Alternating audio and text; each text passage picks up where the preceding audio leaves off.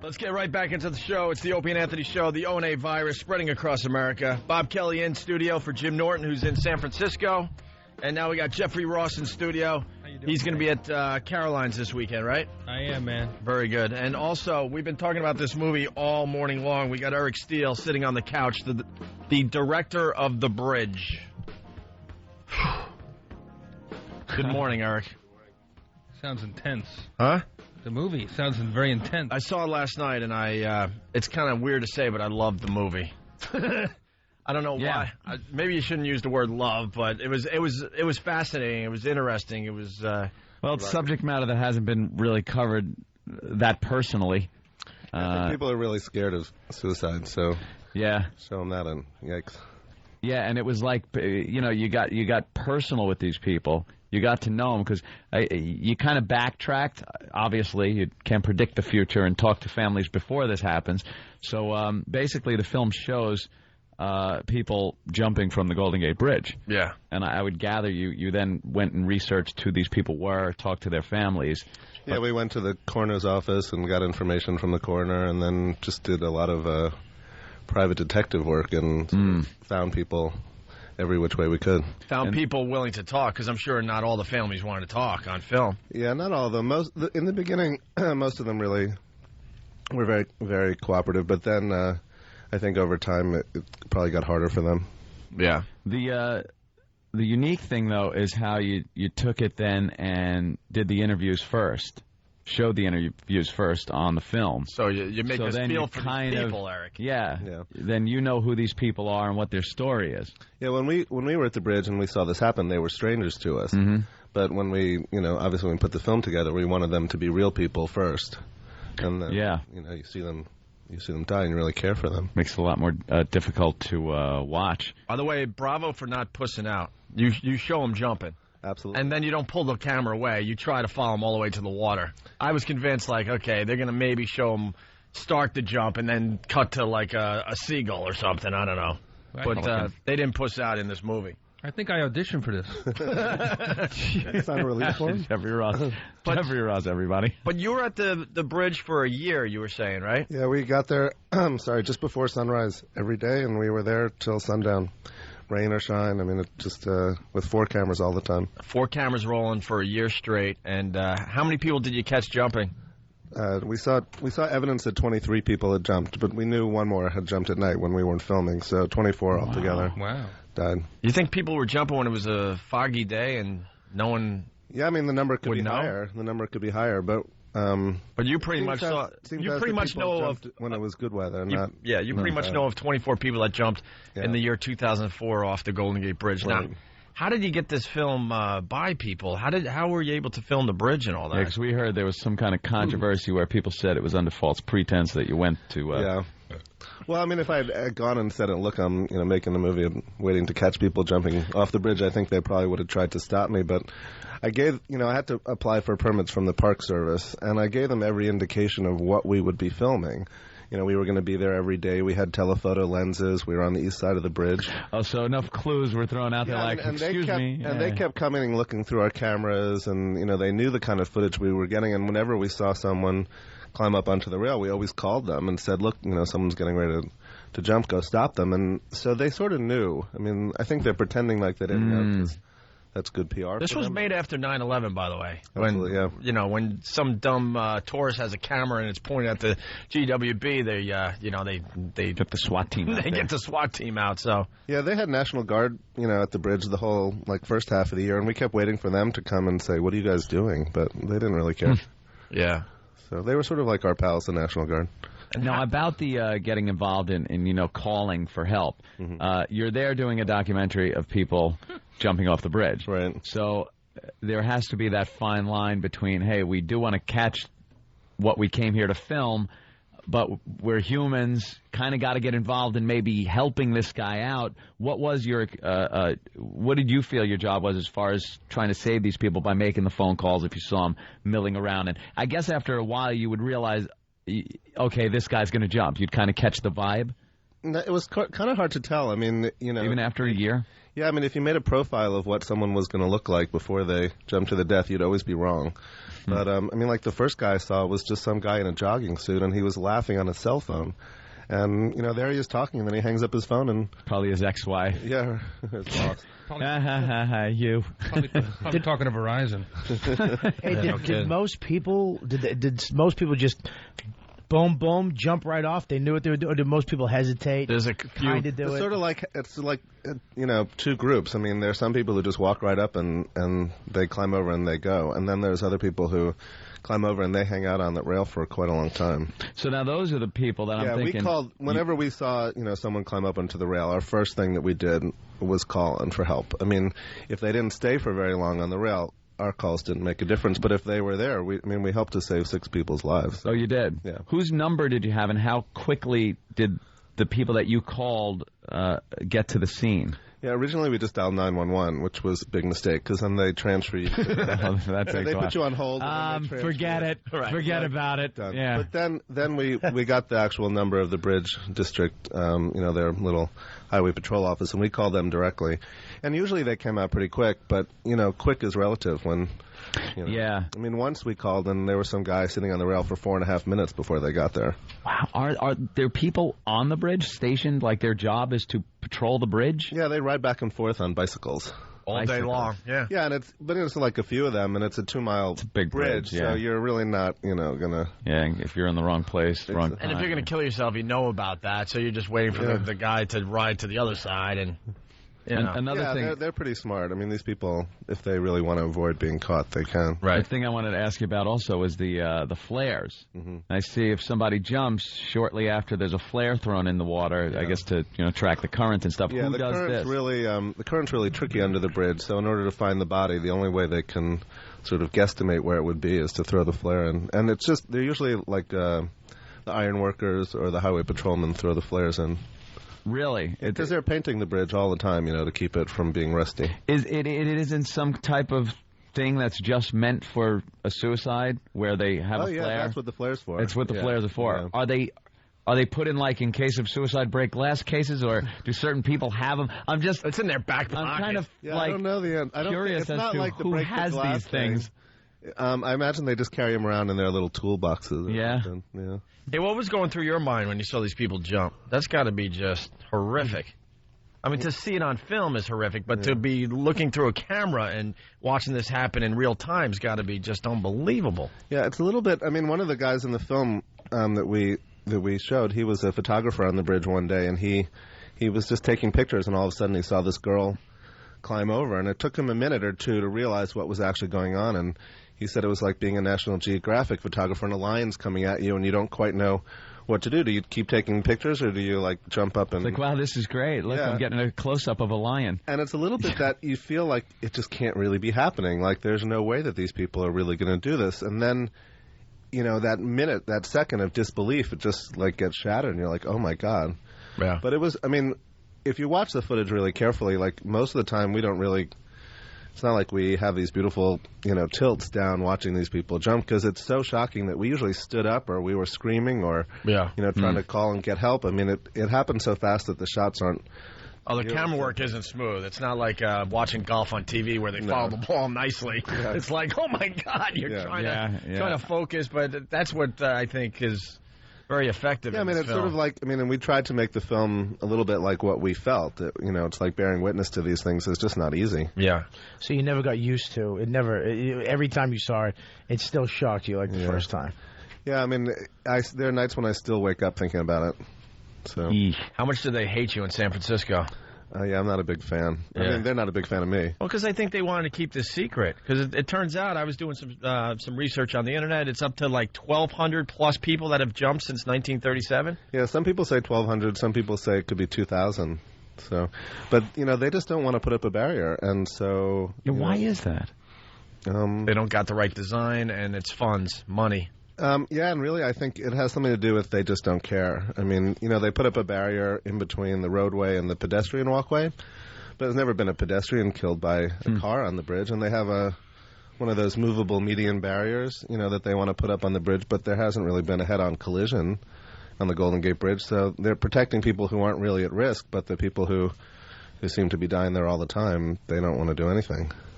Any reason, like all the documentaries that people have made and can make, you've decided, hey, here's a cheery little subject I'm going to tackle? You know, yeah, people ask me that. I guess I watched the World Trade Center fall from my window, and I was very aware of the people who jumped out of the building rather than die in the inferno. And so I guess when I read that the Golden Gate Bridge was the most popular suicide destination, something sort of clicked, and I thought, well, these people are, you know, trying to jump out of their own inferno, and that's sort of what started the whole thing going. And then this idea that, you know, all suicides, or almost all of them, take place behind closed doors where you never see them. And here was a group, you know, pretty regularly. You know, people were walking out in broad daylight on a national monument in front of, you know, like strangers and tourists and taking their life. Yeah, you know the time and place. It's like turning something inside out. Yeah. Yeah, I was the place where it's going to happen. Watching last night, I was on the edge of my seat because you follow people, and you're like, is this going to be one of the jumpers? And then it turns out, like, that's just a tourist, you know, looking over the side, and you're like, and then you start breathing again, like, okay. Yeah. But then you see the other side of it where you're looking at a guy like, there's no way this is going to be one. And sure enough, he just makes that quick move to get over the edge and jumps like that. Yeah. Yeah, I mean, it was like that every day. I mean, we watched really thousands of people, and every single time you saw someone walking alone, your heart is going, you know, boom, boom, boom. Yeah, it's really hard. Why the Golden Gate Bridge? Why do they pick the bridge? Yeah, do you know anything about that? Yeah, I mean, obviously it's a beautiful place. You know, the sort of the metaphor of, you know, this, you know, the end of the world and crossing over and, you know, like, I think that probably plays into it. But to me, it seems the reason they pick it is, well, one, the railing is so low. You know, I mean, a 7-year-old could climb over that railing. And then the other part is I think it's in public. And there is that possibility if someone sees you, they're going to grab you and yank you back. Yeah, people shouldn't be confused. This isn't people committing suicide in the San Francisco area. People make plans from, like, Houston, all over the, I don't know all over the world, but all over the country, yeah, certainly. No, there was a guy we interviewed, he came from Germany. So, yeah, really? People would kill themselves anyway if there was a railing? I don't know. You can't stop all of them, maybe, but I mean, would they do something else? You think these people are suicidal, or is this a bridge that draws them? I think they are suicidal, but, you know, if you can get them through that period where things are really, really rough, and, you know, they get through that lowest of the low period, then maybe they'll be all right. But, you know, the bridge is just so easy, and I think that's part of the appeal. Were there any people that jumped? Like, did they ever jump in front of other people, like, you know, like a family of 6 walking down? Yeah. And then some guy just goes thump, and that yeah, we interviewed a family from Los Angeles, and their 5-year-old son was watching. Oof. So. Yeah, I saw that part. Yeah. In the office earlier today. Yeah, family just, you know, taking pictures, and now that kid's got to have that memory in his head of a person jumping off the bridge.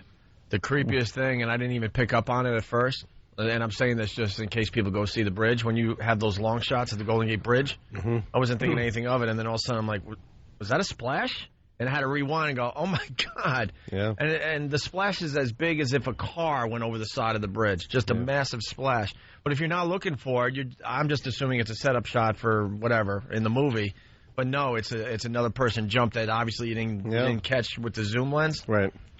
Yeah, they were actually doing a promo for the new X-Men movie in San Francisco a while back, and, you know, had all these cameras running, and all the movie stars were standing in Crissy Field, and all of a sudden there was this big splash behind them, and they were like, oh, my God, what is that? And someone said, yeah, someone else jumped off the bridge.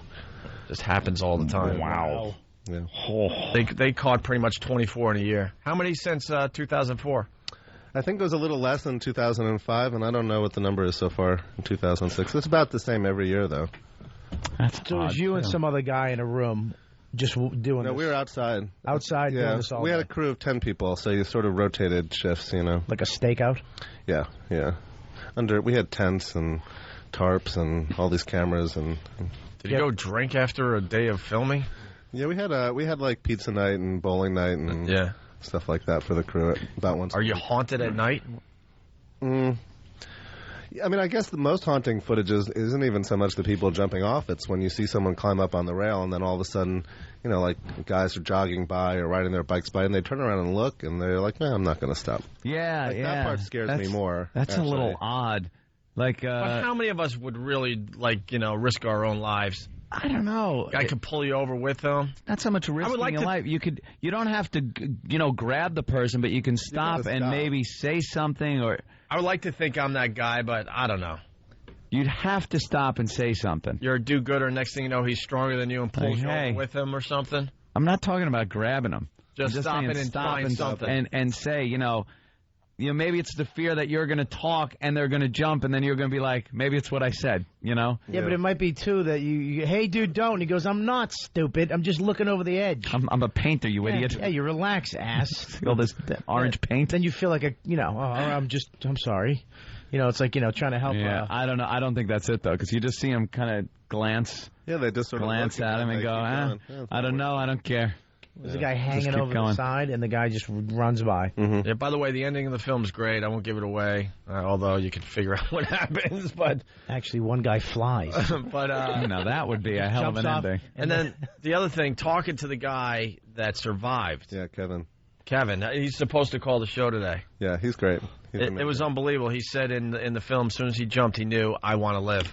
Yeah. And then he just tried to figure out how he was going to try to land, so maybe he survives the thing.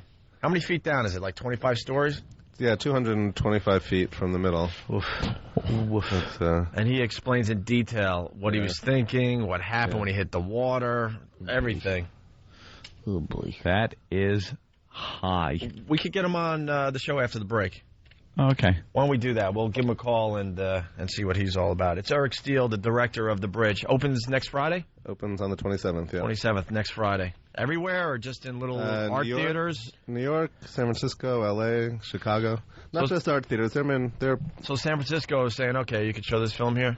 Well, the city doesn't have any control over it. But, yeah, good point. Yeah. Do you fight in the UFC on your off time? Yeah, no kidding. Jesus, you're jacked. Protection. The death threats I got in San Francisco. Wow. By the way, really fast, the Opie and Anthony Halloween party is brought to you by Saw 3. If it's Halloween, it must be Saw in theaters everywhere, October 27th. That's my competition. Hey, I got to get these things in, Jeffrey. Saw. That's my competition. Yeah, well, and we'll have details on our Halloween party next week. Jeffrey Ross at Caroline's and Bob Kelly filling in for Jim Norton. We'll continue in just a bit. It's the ONA virus spreading across America. Back with the Opie and Anthony show. The ONA virus spreading across America. Jeffrey Ross in studio. He's playing Caroline's this weekend. Bob Kelly is here. Oh, Bob, you got to do my football picks for this week. Okay. Football picks sponsored by Dish Network. More football for you. Better TV for all. Call 1-888-GET-DISH. They gave us $10,000. The person with the most correct picks at the end of the year will win $10,000. 10 G's? 10 G's. And I'm in on it to spoil it for these guys behind the scenes. I mean, I'm still in it. Are you, though? Really? Sort of. All right, Bob Kelly picked the Jets over the Lions. Went with the Steelers over the Falcons. Nope. Raiders over the Cardinals. Nope. Yep. Broncos over the Browns. Yep. Nope. Nope. And you took the Pats over my Bills. Yeah, of course. Bills stink. They do so doesn't stink that this city year. stinks. All right. Actually, I like your picks. I need a big week. I was 2 for 5 last week. Every single one of them's right. I'm in third place right now, I do believe. Eric Steele, the director from The Bridge. Oh, if they had a bridge in Buffalo like that they could jump off of. God, the whole Something town. like that, please. The whole town. Hey. They jump off things and hit puffy snow in July. You guys are stupid. What? They got Niagara Falls. Yeah, but you can't They've get done to that. some impressive things with Niagara Falls. Got to give you that. I was living up there when Jet Ski Guy went over the falls. Nice. Jet ski guy? Jet Ski Guy. They have video of that? Yes. No. Jet Ski Guy over the falls. Goodbye. Really? Yes. Did you yeehaw? You pretty much gave it a yeehaw. Wow. Jet Ski Guy. Beat that, San Francisco. Did he give it the gas? Did he really go for it? What? Beat that, San Francisco. Right. Putting out the challenge. Listen, brother, I'm going to put 24 dudes jumping isn't Horrid. nothing to this. Yeehaw! Jet Ski Guy. Wow. How cool is that? That's All right. crazy. Hey, we got Kevin on the phone here. Maybe we shouldn't be joking about this as we talk to Kevin, who actually jumped from the Golden Gate Bridge and survived. Kevin. Yes. Saw the movie last night. Your story was amazing. Well, it's only a little tiny bit of my story, but I'm glad to be alive. I guess. Wow. Where do you start here? What was going on in your life that drove you to that point? Quite simply, I have a brain disease called bipolar disorder. my norepinephrine levels, my epinephrine levels, my serotonin levels were out of whack. I was hearing voices, seeing things telling me I had to die. I was in a great deal of emotional and physical pain because of my bipolar, and I subsequently walked onto the bridge, stood there for 40 minutes crying my eyes out, begging myself not to jump, while the bipolar was begging me to jump, and I jumped. That's terrific. That's terrific. That's just You had to hit that. What happened? My hands Bob, where are you? are on the chair. I've never ceased to. What happened? Could be the worst timing ever. I thought I was at the Opie and Anthony show. Yeah, I know. Chill out a little bit. Guys try to... Kevin. So obviously it was beyond your control at that point. It was absolutely beyond my control. Sit down, Bob. It's not that bad. I appreciate the laughter from the other gentleman, but yeah, it was beyond my control. Yeah. It's interesting. People don't look at brain diseases like mental illness as a problem today. Sometimes they think it's all in your head. You have to get over it, let it go. Right. It's just not that simple. How you feeling today, Kevin? I feel fabulous. I'm on the right medications. I'm on a strict routine so that I cannot fall back into my depression, and I'm doing really good. How many times a day do you have to tell the jumping from the bridge story? You know what? Not that often. When I get interviews from people and stuff like that, I tell a little bit of the story, and I hope that people understand that it's real. This is real. This is not a bunch of baloney. This is a fact of life. And 50% of the population of America is, on paper, factually mentally ill. Yeah, we know by our ratings. Yeah. It's see, now he's laughing at us. See? Just read our message boards. Yeah. Kevin, I gotta ask you because not many people know what that experience is like, and I'm sure it stands out in your mind as something that had happened to you. So, if you could walk people through, what is that like? From the moment you actually decide. Don't tell him, Kevin. Make him watch the movie. Oh, there you go. Oh, look, you are a director. Look at Eric. Your first movie, and you've learned so much. Yeah, I know. Oh, yeah. Can I give you a hint, though? Yeah. Give us a little teaser then, and then we'll watch the movie. Okay. When someone wants to commit suicide, it is the worst day of their life entirely. Because they look at their life, whether their life was good or bad, they see the people they've loved in their entire life, and then they can't see anything but death. And all they want to do is die, and it's not their fault. They know not what they do. These are mentally ill people who have to die because of voices in their head, who have to die because their medications are off, who have to die because they are so sick mentally that they can't focus on reality. Some of these people are in such a distorted reality that they believe people are following them out to get them. The paranoia levels are huge. It's just plain scary. Yeah. And I'm just going to imagine falling 220 feet at 75 miles an hour and thinking that's it, I'm going to die. It's over. And it's only 4 seconds. You can imagine how traumatic that might be. And then your body is basically just dismantled. So, wow. I can get you watch the movie, but my God, it's just it was the worst day of my life. But I am so glad that I'm still here because I get to meet people like Eric Steele and people like you guys. Right. Wow. Do you ever think of a T-shirt like I jumped and made it? Yeah, right. Start selling T-shirts. I jumped off the Golden Gate Bridge and survived. Kevin, has it ever got you, some poo-ha? I'm serious. You never know. Kevin's got a really great girlfriend. You guys got to be careful here. Oh, yeah. No, I can't get in trouble. She'll kill me. All right. What was she your girlfriend? Was she your? That's funny. Was she your girlfriend before you jumped? Well, I knew her, but now we have become intimate, and we are madly in love and hope to get married. And what do you do for a living now? I am an activities coordinator, and I am I'm now the recruitment coordinator for high school. Wow. He underplays how great he's doing. Yeah. Well, I'm doing good. I can get you an audition for the new Jackass movie if you want to. You're right. Are you anything? Kevin, are you the only one that jumped off the Golden Gate Bridge and is alive to tell about it? No, you know what? There are actually 28 folks that are alive. I was the 26th, apparently. You have to understand, a lot of these people can't even walk. There's a very small number of that 28 that are perfectly capable of walking, running, and that kind of thing. I am one of those, probably about 4 or 5 guys that can do that, or girls. It's just, less than 1% have survived. 1,500 people to date have died off that bridge. Every 15 days, someone dies off that bridge. Every 4 days, somebody attempts.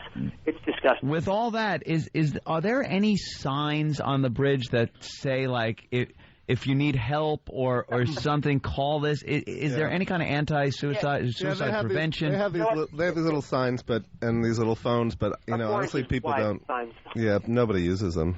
Nobody uses them. People, let me tell you, the people who are suicidal don't go looking for a phone for a way out. Once again, they're in a tunnel vision. They only see death. Yeah. And the idea that they might go use some phones is just ridiculous because they're so sick they don't even know the phones exist. They probably don't know what phones are. Maybe there should be like signs not directed at the people that are trying to kill themselves, but signs directed at the people that are on the bridge saying, if you see someone stepping over the rail, do something immediately. Well, I mean, they should just put up a barrier. It's real easy. Yeah. Hey, Kevin, we did talk about this earlier, so we could say it again. We kind of ruined it already, but as soon as you jumped, you realized you wanted to live, right? Absolutely. The second I hit free fall. And some people say that's just ridiculous. Why did you just not jump? But you have to understand, I was so ill. Literally hearing voices that are not of my own conscience yelling at me to die. So if you don't know what that's like, get a headphone and have your guy record himself saying, you must die, at a rate of speed that you can't imagine, at a decimal that you can't even fathom, and put your headphones on and see how long you can take it. Yeah, it's like when Jimmy's here. Yeah. When Jimmy Norton is here, yeah. But yeah, I regretted it the second I hit free fall. What's it? And this isn't in the movie, so we're safe with this as well. So you survived the jump, obviously. You're talking to us. You ruined it. As soon as you made it to the surface and realized, oh, my God, I survived, I'm going to live, what was your first thought? Like, what was going through your head? My first thought was, how the hell am I going to get out of this water? It's cold. It's freezing cold. I can't swim to my right. I can't swim to my left. There's 6 currents under that bridge at any given time, and they say unless you're a triathlete swimmer, you're not going anywhere. And I thought, I'm going to drown. I'm sure you're in no shape to swim either. Why did he die? Were you worried about sharks? Yeah. Let me tell you, I got hit. Something bumped my leg halfway through, and this thing is going under me, circling around me, and I couldn't see the fin, but I thought, oh, my God, I'm going to get eaten by a shark. I said, am I bleeding? Am I bleeding? Because this thing's just going to bite off my leg. So there was a shark in the water. He's thinking. He's thinking something was in there. Listen, it wasn't a shark. It was a sea lion, and a gentleman named M.C. Ward, who was on the bridge, asked by the CHP, took a picture of me in the water with this creature swimming underneath me. And at that time that this thing was swimming underneath me, I was no longer waiting or moving my arms in the water. I was laying flat on top of the water. This thing was bumping me up. So, hey, if that's not, I have a strong faith, but you know what that's all about. But I mean, my God, and this thing swam away right as the Coast Guard got there. Wow. Did you know much about the bridge before? It's interesting. I knew that appalling series existed. I knew it was actually that people go there to jump. But the reason I picked the bridge was because I heard it was easy. I heard there was a low rail, and I heard that when you jump, you just die. Well, buddy, let me tell you, your limbs can be severed. Your body can be cut in half, and that's a fact when the waves are so tumultuous, as they were not that day. But when they are, they can really slice you in all kinds of different places. You can have a heart attack on the way down. Your lungs can implode inside the water. It is a gruesome, disgusting, vile death that people don't understand. People just think you hit the water and you die. Right, That's not the way it is. I've heard rumors that you're swimming a little bit after you hit the water, as you're bleeding to death inside. Some people hemorrhage. That's right. Some people hemorrhage and they bleed internally, and they just give out. And their bodies. It is really scary. The instinct of the body's like swim, but it's too late at this point. You're going to die within minutes because you're bleeding to death. Oh, man, it is just... Do you have nightmares? You know what? I did for the first year. I had nightmares almost every night that I'd fall off cliffs, that I'd fall off bridges, And then slowly the nightmares became just dreams, and I'd be jumping off a bridge into water right beneath me like a swimming pool. Right. And then slowly they just went away. Someone's asking. Every once in a while I get them. Someone's asking if you did the triple Lindy. Like, did you decide how you were going to jump into the water? Oh, no. You know what? It was really just a series of events where I was walking on the bridge, begging myself not to jump, and this voice was going in my head, and I just thought, I'm a bad guy. I have to die. I'm a terrible person, and I just ran and really catapulted myself over, if you will, catapulting over, on a track field. All right, and this is something else that's not covered in the movie. Just before you jumped, what was the last thought in your head where you said, okay, let's do this? Or what was there something, did you think about your parents, your family? What was that last thought before you said, all right, here it is, this is it? You know, I got to tell you, when I was in that mode, I couldn't really think about who I loved and how much they loved me. I can only think that I thought, that's it. Nobody cares. I have to die. Wow. Also on the instant feedback, someone said, asked if someone, wait, what was that again? I'm sorry. Something about, has anyone, like, jumped off the bridge, survived, and jumped again? And Eric was telling us a story that this isn't part of the movie either. A guy attempted 3 times and was successful on the 3rd time. God, Could you imagine?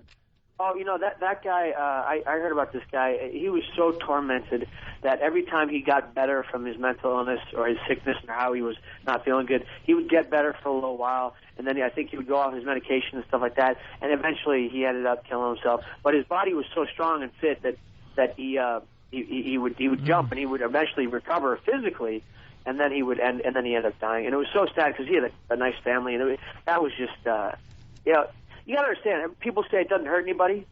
Look at all the families that are left behind for the rest of their lives. Yeah, that's what the movie shows. The movie certainly shows that. Man. It's a nature film. Yeah, you know, it's Studying a human people nature like film. It's a human nature film, and you can't but have a moral inkling of love for these people who have lost so much. You know, homicide and AIDS kill less people every year and annually than suicide does. I tried to commit suicide. And that's scary. And yet we have so much homicide talks about in the news, so much talks about AIDS, so many celebrities coming out saying, let's save people who have AIDS. Let's have people come out and say, let's save the people who can't save themselves. Wow. All right. Well, you were amazing in the movie, Kevin. Sounds like you got your S together here. Well, thank you, sir. You're well-spoken. Have you ever been back to the bridge? You know, I go back every year to drop a flower off. Drop a flower off. Where I jump. Just right. You got everyone on Poor flower. Yeah, you got everyone on high alert. Oh my God, he's going to attempt it again. Well, you just want to drop a flower. Also, there's helicopters and SWAT teams. He's doing it again. Do people go with you and just hold on to your jacket? Where are you going? Yeah, where are you going today? Huh? They have him on one of those baby leashes. Just making sure. Right. Yeah, put this jacket on that looks like a parachute. Right. My dad grabs the collar on my neck and says, just drop the flower. Yeah, drop the flowers and get in the car. All right, Kevin. Next time you want to try to commit suicide, do what I did. Try to follow Chris Rock at the Apollo. Oh, yeah, that's gotta hurt. All right, Kevin. Hey, Kevin, thanks a lot, man, and best to you, man. Hey, Kevin, Right, thanks for waking Eric. up. All right, guys. Yeah, Eric Steele's saying thanks as well, Kevin. Thank you very much, guys. You were amazing in the movie, and I really encourage everyone to see The Bridge. It was very interesting, something very different. And thanks, Ken. We ran out of time, unfortunately. I could talk to you for another half hour. Thanks, Kevin. All right. You guys are amazing, too. All right, bye. Thanks. And Eric Steele, thank you, the director of The Bridge. Opens up a week from today. October 27th. Good luck with them. We were talking about it for like a year ago when the story first broke, and it was interesting because the way they described it was like, oh, it's a snuff film. Yeah. It's pretty much. But then the way you have the talking with the families beforehand and everything, it's just a really very interesting film. And in the end, it sounds like he saved like 6 people. Yeah. Because a lot of people hate this guy. But there's going to be copycats. I don't think so. I mean, they have a copycat problem already at the bridge, you know. Yeah, I see. That existed before. The only way to stop people at the bridge is to put up a barrier. All right. Probably save more people with that body superhero. I know. It's like go to the Nakatomi Plaza. You're going to get me a date here. I know. Isn't it What's weird? your next movie? Beating Chuck Liddell? With that, Bob Kelly, thanks for sitting in for Jim Norton today. How ironic that Aquaman would direct a movie about people. Aqua. We also have Jeffrey Ross at Caroline's all weekend long in New York City. We have Krista from our TV commercial. We didn't even get to talk to her. You want to go over to XM with us? You come over to XM. She's a cutie. Thank you. Yeah, there's a couple guys that called and said they would do you, by the way. A couple? There's a few that were calling saying, man, she is really hot. She was the girl in our TV commercial. You can see the commercial on YouTube. Just throw Opie and Anthony in the search. Today's football picks were sponsored by Dish Network. More football for you, better TV for all. Call 1-888-GET-DISH. If you're not joining us over at XM, have a great weekend. Yes, it does. A rainy day in New York City. A miserable day. Yeah. Somebody on Instant Feedback said, you guys picked the perfect day to talk about suicide. Yeah, it was a miserable day. A sad, rainy day in New York, and we're talking about jumping from a bridge. Although, the director there was saying they picked the nice sunny days. Yeah, well. So, we got Krista from the TV commercial. yes, she'll be joining us over at XM. And she lost weight. She's going to ruin her whole career. Like, what'd you do? We said you lost weight. Lost weight. Yeah, I'm trying. You're gonna wreck everything. No, I'll be better. Ruin your career. No. I won't lose the junk in the trunk. The junk in the trunk. Well, we made sure she wore the most horrific dress possible. I know, it was really a bad dress for you. It made you look a lot bigger. The reality is Krista is hot. Yeah, who doesn't think Krista's hot? Thank you. Let me see. Can I look at her? Yeah, she is a cutie patootie. And she's not a flat you You know what? Yeah, I'll tell you what she's good is that she's proportioned. Right. She's got a nice big booty. She's got her breasts. I'll guess right now those are a double D. It's a 36 double D. 38. 36. 38D, idiot. Yep. It's a 38D. Oh, I didn't know. I didn't sleep with her. Battles of the bra sizes going on How did here. you know? I just know. Would you audition her? We invented WOW. We know this stuff. We figured this crap out a long time ago. I can That tell also you, you're a 38 full B. How did you know? Jesus Christ, you are good, you motherfucker. Let's walk in this miserable. All right, yeah, we got to get out of the rain. It's going to be a quick walk Stand today. here in the rain like an idiot for an hour. You're out? Just a quick walk. Bye. You're leaving us? Am I going to the thing? You can go to XM. Yeah, go to XM. We haven't even talked to you yet. Come on, Jeff. Go to XM. You can say shit and fuck there and everything. It's easy. But I got I your really plugs dropped in for the New York audience. Because I want to hear what kind of a crybaby Jimmy Norton was at Guantanamo. Yeah, you got to go. I call him up. I say, Jimmy, I want to go down and do a show for the troops. It's a really grim place. You know, there's a million questions he could ask. He immediately says yes. And I figured he's going to ask about the detainees or about, you know, I don't know, what this is entail. Yeah, you know, where going do we to Cuba stay? for the first time. And he goes, okay, well, will you promise to fly me on Continental? To Cuba? I'm like, that's all you want to, that's your big question about the stain on American military, Guantanamo Bay. That's the one thing. That's what he wants. He wants first class in a Continental plane. Yeah. And I don't stuffed think them into the overhead. I don't think Continental flies there. No, not directly. What do you think of my shirt? But You look at that. ridiculous. I want to take it off? I'll take it off. Get that That's shirt some from. shirt. Oh no. Oh no. Oh no. So concerned thing. Oh. Oh. I don't get it. I was a big fan of him. No more. It's over. I'm done with him. I'm done with him. I'm really confused. I'm confused Do you like too. us? You hate us? Do you like Howard? Do you hate Howard? Alternative. You bailed me out. Oh. You guys bailed my ass out. Trust me. So you set this whole bit up. He walks up with a Howard Stern like. Yeah. Where'd you get that ridiculous Howard Stern shirt? I had this made up years ago. Yeah. Look at that. That cost me $65, that stupid thing. You know where that should be? In the gutter. We throw it in the street today? It should be in the gutter. I'll tell you what, it's a collector's item. No, it's How about not. you put it in the studio and have fun with it? That is not a I'd collector's rather item. throw it in the street.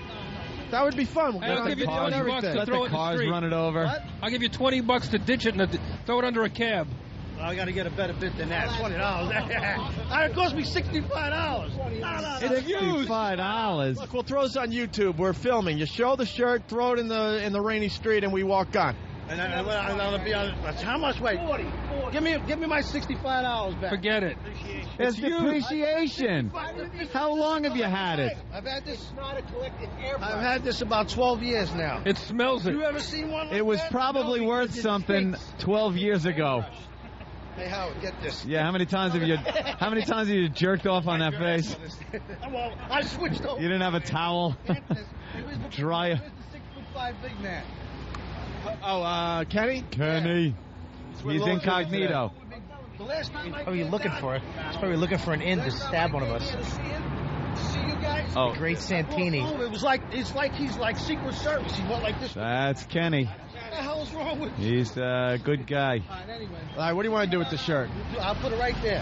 For how You much? get full price. $5. That's like buying a car I want and my then money back. 5 I'm years withdrawing later my you want 20. the same Come on, guys. that you paid for He it. just took his 20 back. I withdraw my 20. You're giving $1,000 fee for a fat pig. Now you got to Give do me it for his 20 $65 only. collectible. It gone down. We wait a minute, cannot, Jew. in good Kenny. conscience, He just- give you the We're down same to amount pennies. of money you It's not paid happening. for it. Now you Going guys down. Depreciation. It's not happening. I know you. Everything's Ross. depreciated. Your last name It's not comes into play collectible. right now. Have you looked online what any of his shit is bringing in?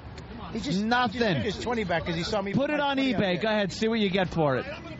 See what you get for it. I got 20. No. You're gonna get fucking $10 for it. Put this on eBay. All right. You get $10 for We're it. negotiating in the rain here. It's not happening. Thank you, sir.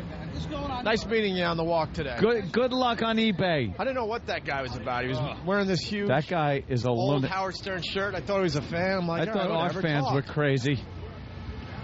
Jesus Christ. You think that he was waiting there for us all day? Oh, yeah, in the rain. Yeah, That's people, really ridiculous. people wait every day now to show us stuff. It's kind of cool. This is Kook Corner I love this weather. right here. This is Kook Corner. This is where all the lunatics hang out. And then once you cross, it's business women. A lot of business women in smart outfits. I love the skirt with sneakers look for the subway. That's good. Before they get on, put their horseshoes on at work. That's what turns me on more than a girl in a dress with like Nikes. Yeah, really brings the whole look together. Yeah. Hey, look, it's the character from Bully, the video game Bully. I know it's a visual, but go fuck yourself, audience. It was good. What do you want from us? Oh, radio. Shit. That's what they want. Damn, I keep forgetting sometimes. Paint a picture Here we with go. your words. Could you? Could you please? Fucking power bottom, Opie. That was very funny. What? Nothing. Just bringing up What are you talking something about? that was very funny. Not everything has to make the air. You know he's a power bottom. All right, all right. Sometimes line of the day never makes the air. Well, yeah. That's the beauty of me. None of my good stuff makes the air. I want to make out with you heavy. Heavy. Heavy makeout sessions. Grab the back of your neck real strong. Secretly, he wants to jump from the building. Oh, new studio album from The Who, The Endless Who. Wire. Yeah, new album. First album in, I think, 85 years from The Who. 82 was the last one. Yeah. Oh. Let's see. They took down little Jimmy Norton's poster. Oh, Norton's poster has been slapped over with new ones. Oh, look, Barry Manilow, new 2-disc DVD. The greatest songs of the 60s. That's right. Look at his Aw. face and look what the day that's released. Halloween. Halloween. Barry Manilow. He's wearing a Barry Manilow mask. That's good. And Earl turned me on to this band, TV on the Radio. Oh, yeah? Pretty interesting stuff. Hard to explain. Kind of Peter Gabriel-ish at times. I don't know. I don't know if they're part of that emo movement or not. Yeah. Wow. Never heard of him, sir. TV on the We've radio. read The Wall. We're All doing right. all our normal stuff. What is this debris in the sidewalk? Where? Is that vomit or is it? What the fuck is that? Just another suicide victim. Bird shit is falling off of the... you get the bird flu that way, I think, right? I don't know. That's just the remains of a suicide, Ant. Yes, bird shit committed suicide. All right. We're in. Yeah, we're in. See you upstairs.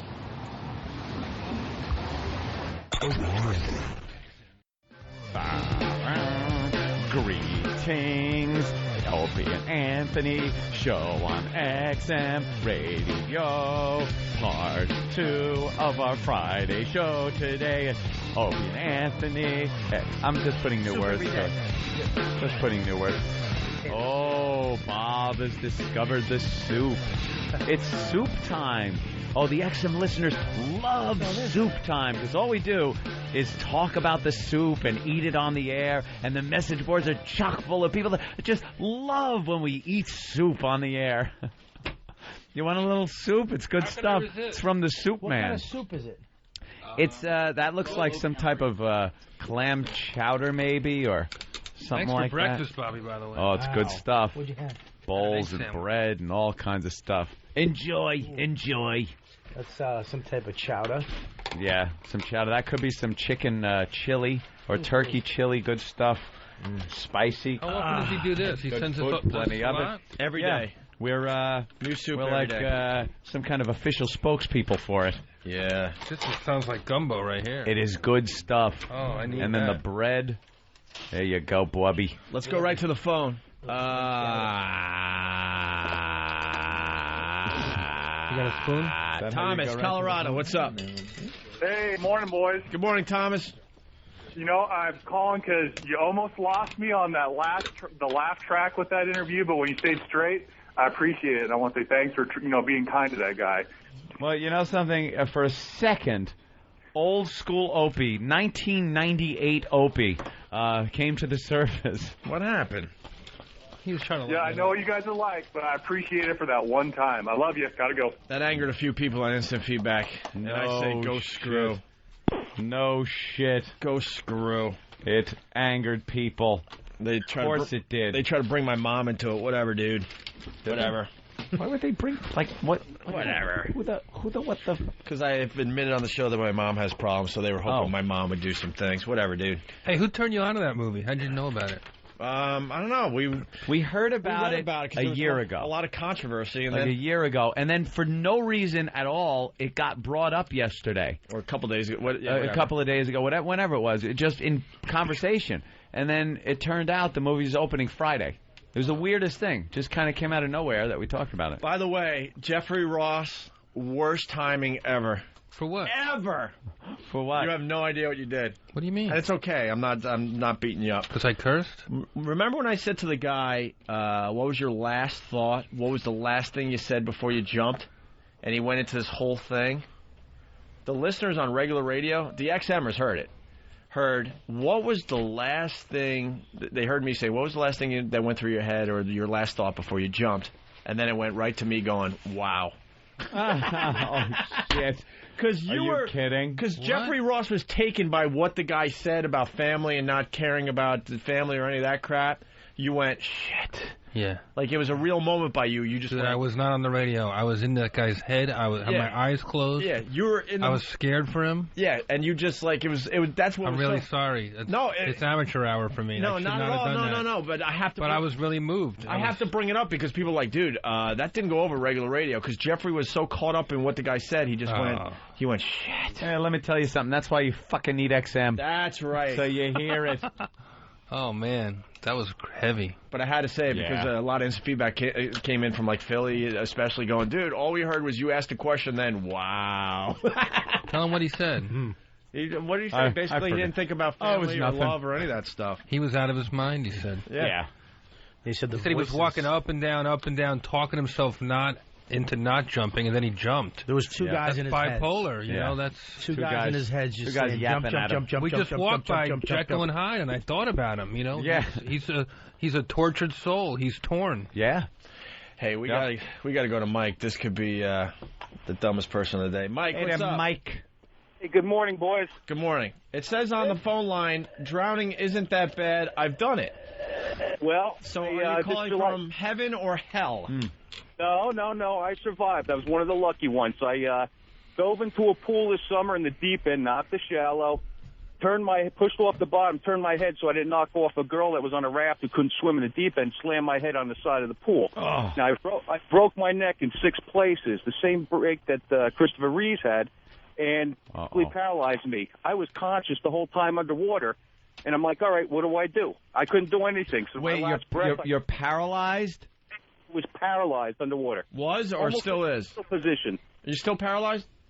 No, they were able to take the bone out. This happened July 3rd. It took them July 1st. July 3rd was the surgery. It took them 2 days to calm down the area just to go in there and do the surgery. I'm up, about, and walking. I'm not going to get back to work for another 6 months. Oof. But the irony of it is that I was a lifeguard, fireman, and diver for all these years, and I drowned in a pool, and I was conscious the whole time. I was underneath the water for about 4 minutes, they said. But I remember nothing else. It wasn't as bad as everyone thinks it is. You just go to sleep. You run out of air and you go to sleep. Come on. Jesus. Yeah, right. All these people. Panic. All these people.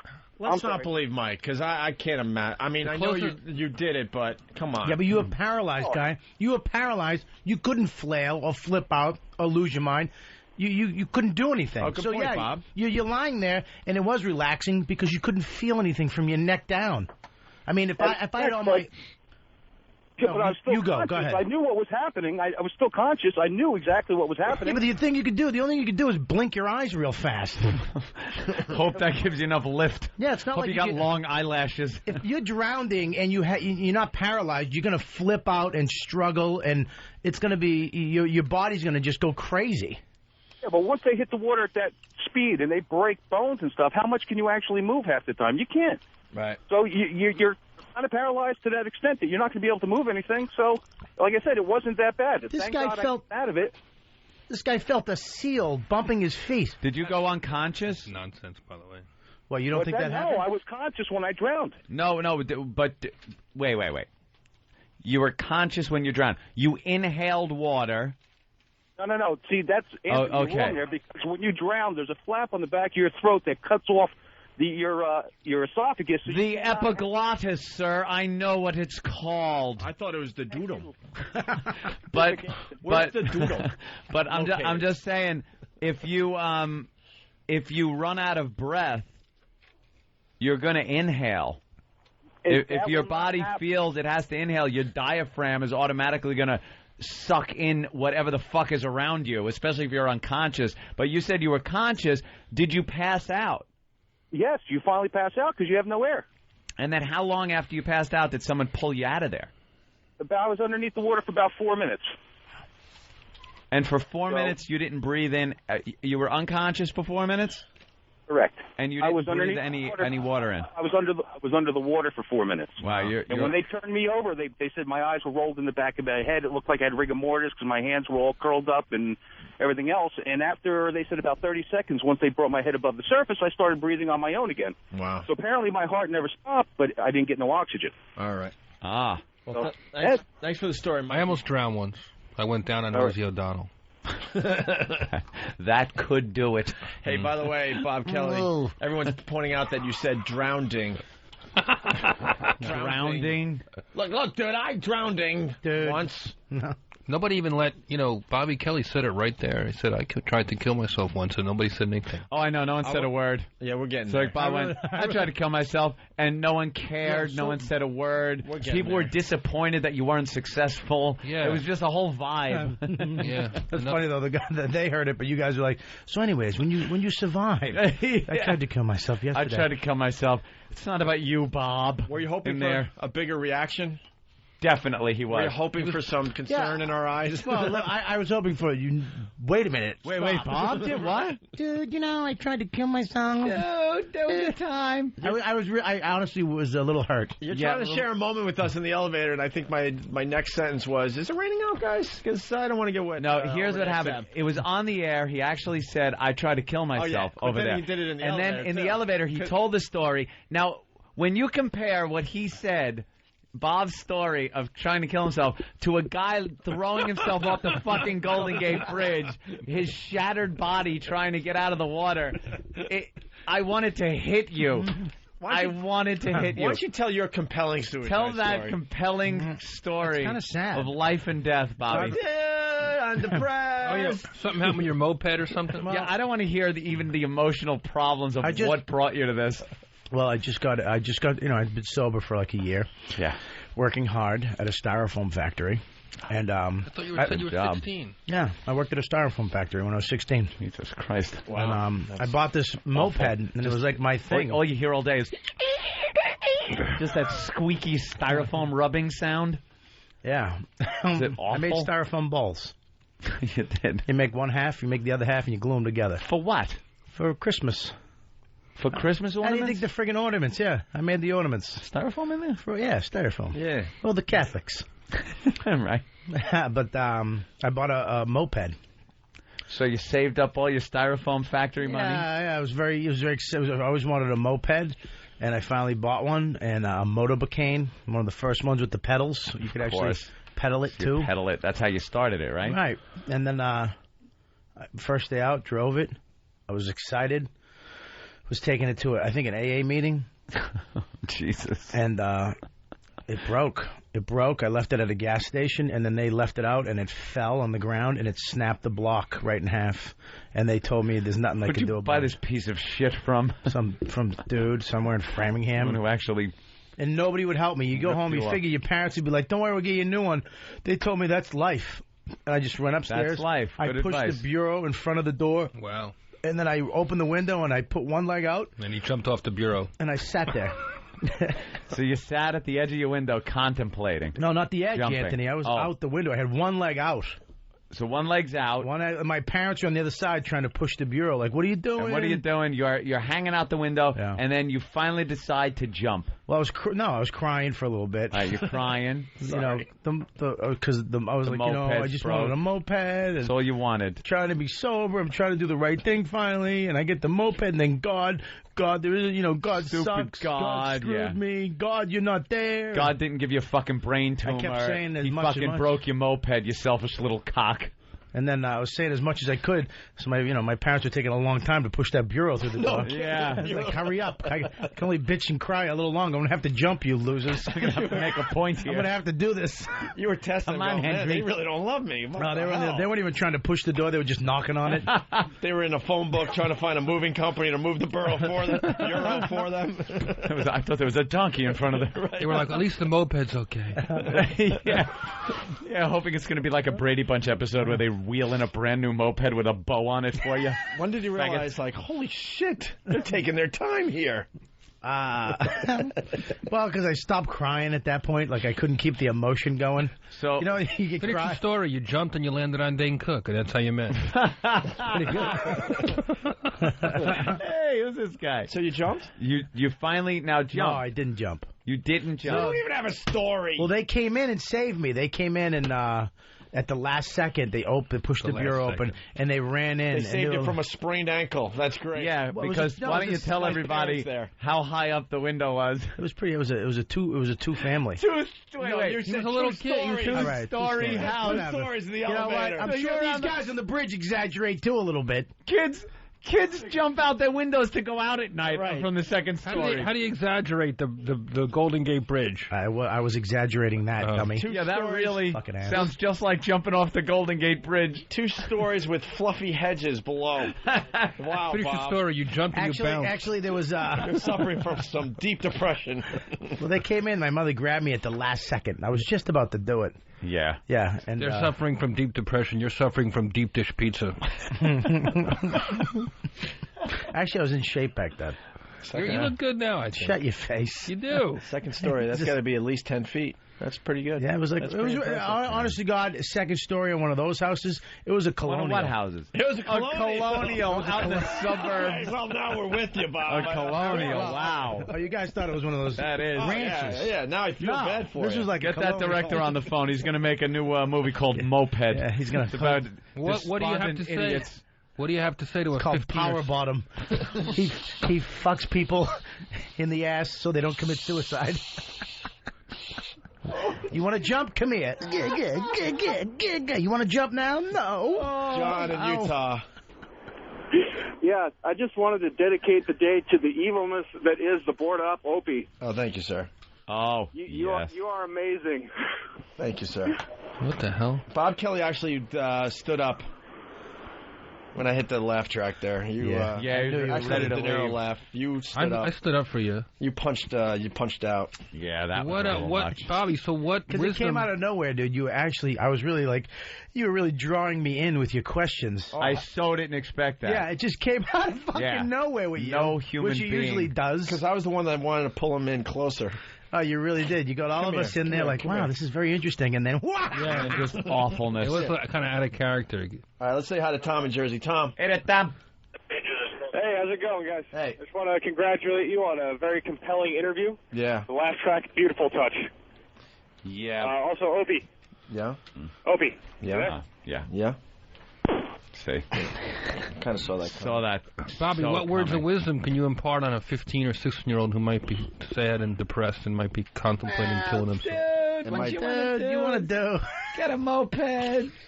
Just do it. Around. I would just buy a Newport moped, not a used one. All right, let's go to Jason in advice. Jersey. Jason. Man dressed as gorilla tried to kidnap a child. I broke my That's all I moped, saw. Dude, I broke my moped, dude.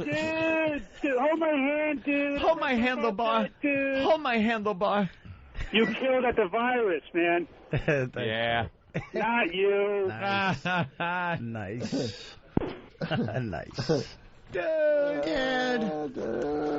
Wesley Snipes indicted by U.S. Look at the authorities for tax fraud. He's filming a movie in Africa, in Nambia, which has no extradition treaty with Washington. So they can't get him.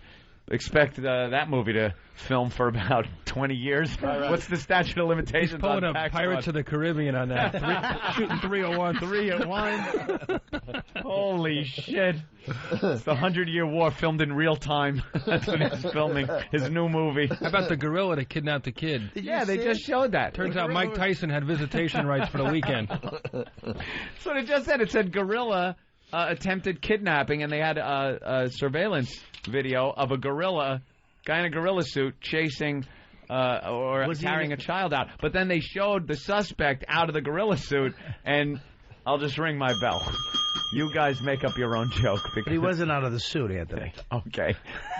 See? What we'll do after the break, we'll seg The into bell. Mike Tyson on Donnie Deutsch. Ah, it's a good segue. Hey, Al from Boston, I got all excited when I saw my pad data showing Bob's suicide. It just said Bob's suicide. Oh. Then I realized that my display didn't fit the word attempt. Or success. That's just mean. He tried. You failed jumping out of a 2-story window. You would have. And how old were you? 16. 16. Well, your fucking bones are so. They're like erasers at that age. Like so pliable. Yeah. You'd have just bounced off the ground. What were Looked you like really- an idiot as your parents were looking out. Oh my God, Bobby. What were you really... Bobby, are you okay, Bobby? Bobby. Mom, my moped, Mom. Bobby, we'll get you another moped, you little cocksucker. You got us worried to death jumping out the window like that, you crazy bastard. Larry, pull the car around. We gotta get him to the fucking emergency room. Larry, he needs another moped. Larry, you get him a motorbicane. Larry, he's despondent. Bobby, what were you really trying Bobby doesn't know what day it is. What were you really trying I to don't like accomplish? mopeds. I don't like mopeds. Feel me. Touch me. You weren't trying to kill yourself. What were you really trying to accomplish? I wanted a little attention, Opie. A little love, A right? little love, Ope. A little hug. I want a little hug, a little love, and maybe, a Come family on that and cares. step inside that colonial window, my friend.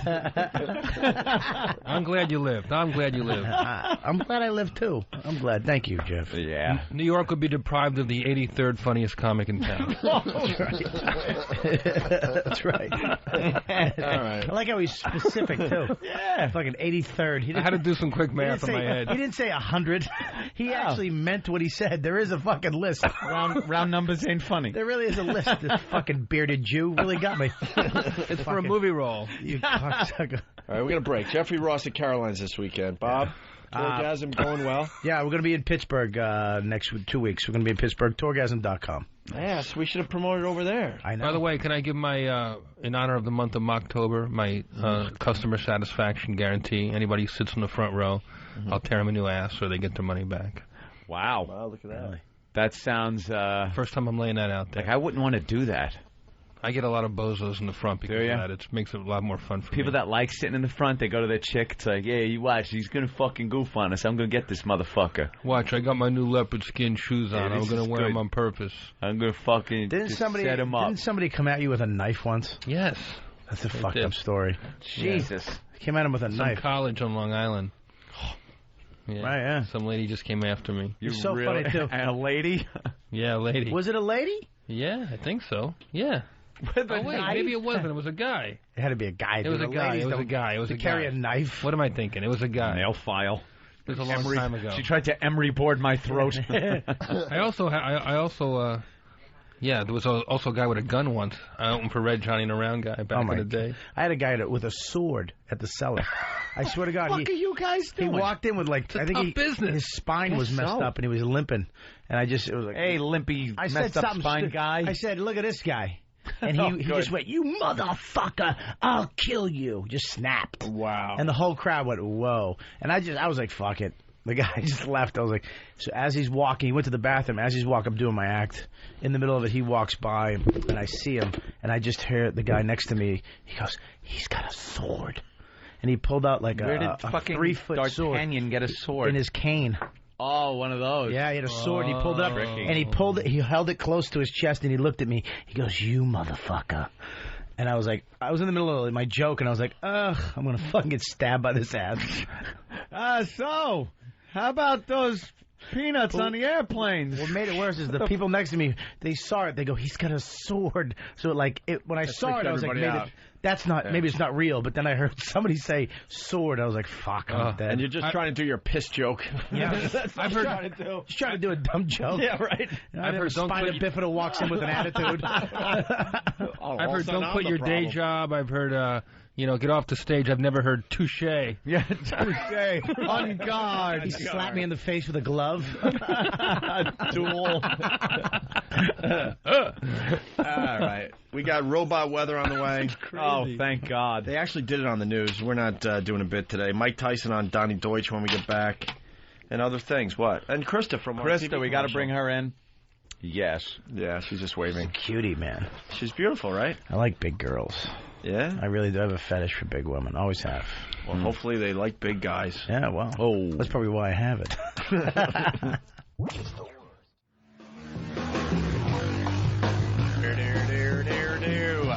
Jeffrey Ross in studio.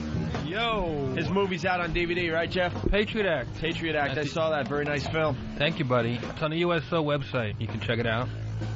And I'm very proud of it. It's the funniest movie ever to come out of Iraq. And you were in Cuba with Jim Norton recently? I had a great time, man. It was a great experience. Jim, I don't know, man. He didn't have such a good time. He got raped by Marines, 4 Marines. I think he would enjoy that secretly. He wouldn't admit it on the show, but I performed for the troops, and he performed for the enemy combatants. I don't know if Jimmy knows how to have a good time. He's neurotic, He's getting better, but I don't know. We were just about to go on stage. The opening act was already on, and he made... getting around Guantanamo Bay is not easy. It's like, you can't walk around. And he's like, I need my vitamin C mix. And some poor, soldier had to, jump in the van and take him across, this whole... Okay. Well, he gets obsessed. Yeah. Club Soda Kenny soldier. Right. He makes Woody Allen look like Rambo. Yeah. Well, he needs his vitamin C. He needs his Mucinex. He needs camouflage breathe right strips. Did he get some of those? Yeah. He killed though. He really killed. Needs some Starbucks. Oh yeah. He's got to do the Starbucks too before his show. He's got a whole routine he goes through. I was thinking me and him are the first comedians to play Cuba, New York, and we're playing Vegas together since probably Martin and Lewis or something. 1959. Back in the old days before the commies took over. That's our circuit. Speaking of Jimmy, I got an email from him here. Yeah. Found out San Francisco is editing the show way beyond FCC shit. Taking out racially offensive remarks. Not talking about the obvious, nigger, chink, etc. just politically incorrect stuff. How are we supposed to succeed with them doing this shit, Jim? So I guess Jim listened when he was. People are telling him. And apparently they're cutting out a bunch of anything politically incorrect. Like what? I don't know. Does he have an example? I'm gonna have to. He didn't give an example, but and he says not talking even the obvious stuff, but just stuff maybe when we talk about punching, a woman with a black eye, she wasn't listening, kind of shit like that.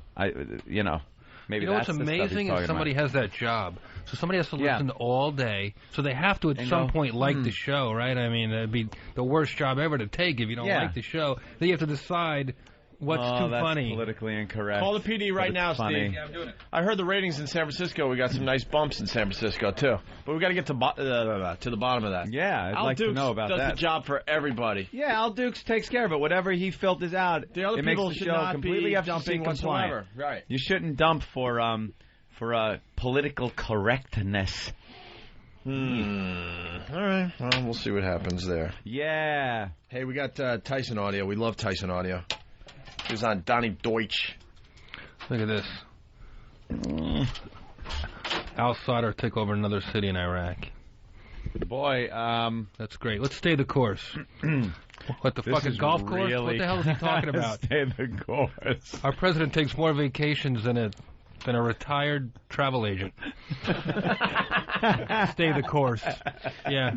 It's a fucking obstacle course. It is really now. I mean, it's been, of course, forever in the news about how badly it's going over there, and people are saying this and that, and the insurgency is growing stronger and stuff. But now, like, it's really coming out. They're calling it like a Tet offensive. They are, a Tet offensive type thing, which of course marked the end of any success we may have had over there in Vietnam, or any perception of success.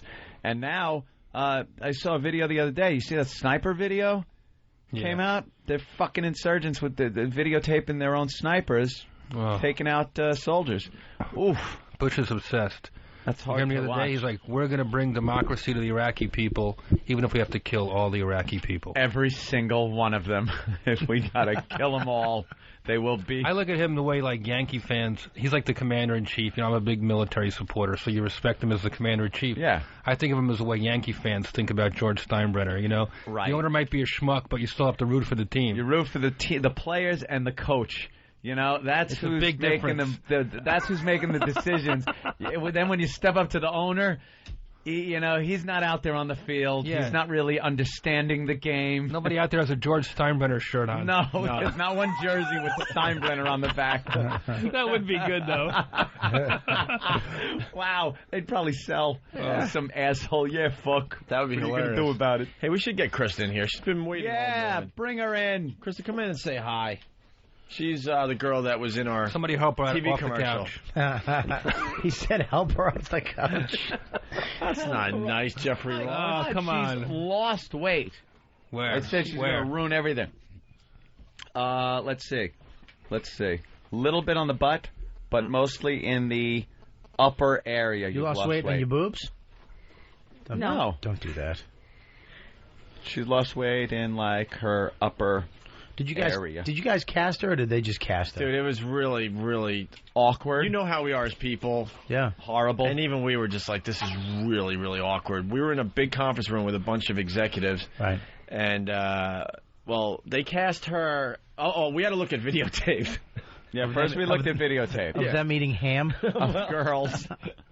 Like corn on the cob? Of big gals. Right. So we looked at videotapes, and we're trying to decide who the best girl would be for this. We didn't want some girl who was like, just disgusting, not taking care of herself. She has It's not the sinuses part. like Tony Soprano.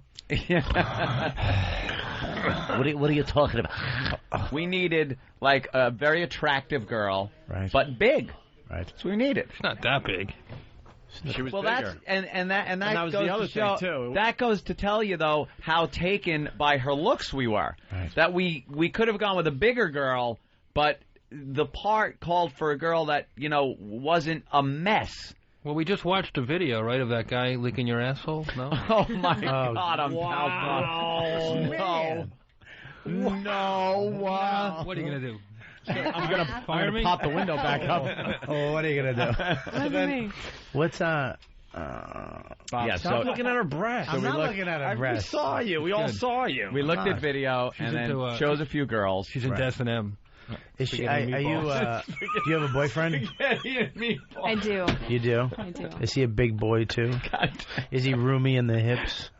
No. Roomy? No, he's actually in Seattle. Is he really? Yeah. Is he live there? Yeah. And you live here? Yep. That's a tough See how that works? relationship there. That's how it works good. Did you meet him on MySpace? No, I actually used to live in Seattle. So. What's your MySpace pic? Just an eye? What is it? Dude, she's beautiful. You are making like jokes. No, I'm joking. She is That's good. all that fit. Oh, nice. Nice. There you Get the go. broken camera. Get the broken camera on her. Sense of humor. So then we picked her out of all the videotapes, and we're in this big conference room with the executives. Right. And now we have dresses, and now she has to try on all the dresses, and we have to decide which dress is going to make her look absolutely awful. Right. And she's walking in, and it was just really embarrassing. What dress did you pick? You didn't see the TV commercial I yet? did. I was just. That's the one we picked. I didn't pick up on the dress. Thank you, baby fat. I noticed the you two thin birds next to it made you guys look like you had AIDS. It wasn't that bad. No, Come on, no, you're actually a very sexy girl. Thank you. If I didn't have a fiance and you didn't have a boyfriend in Seattle, wink wink, maybe we could fool around in a hotel across the street. Yeah. If I don't have a fiance and you didn't weigh 250 pounds. Jeffrey is the worst.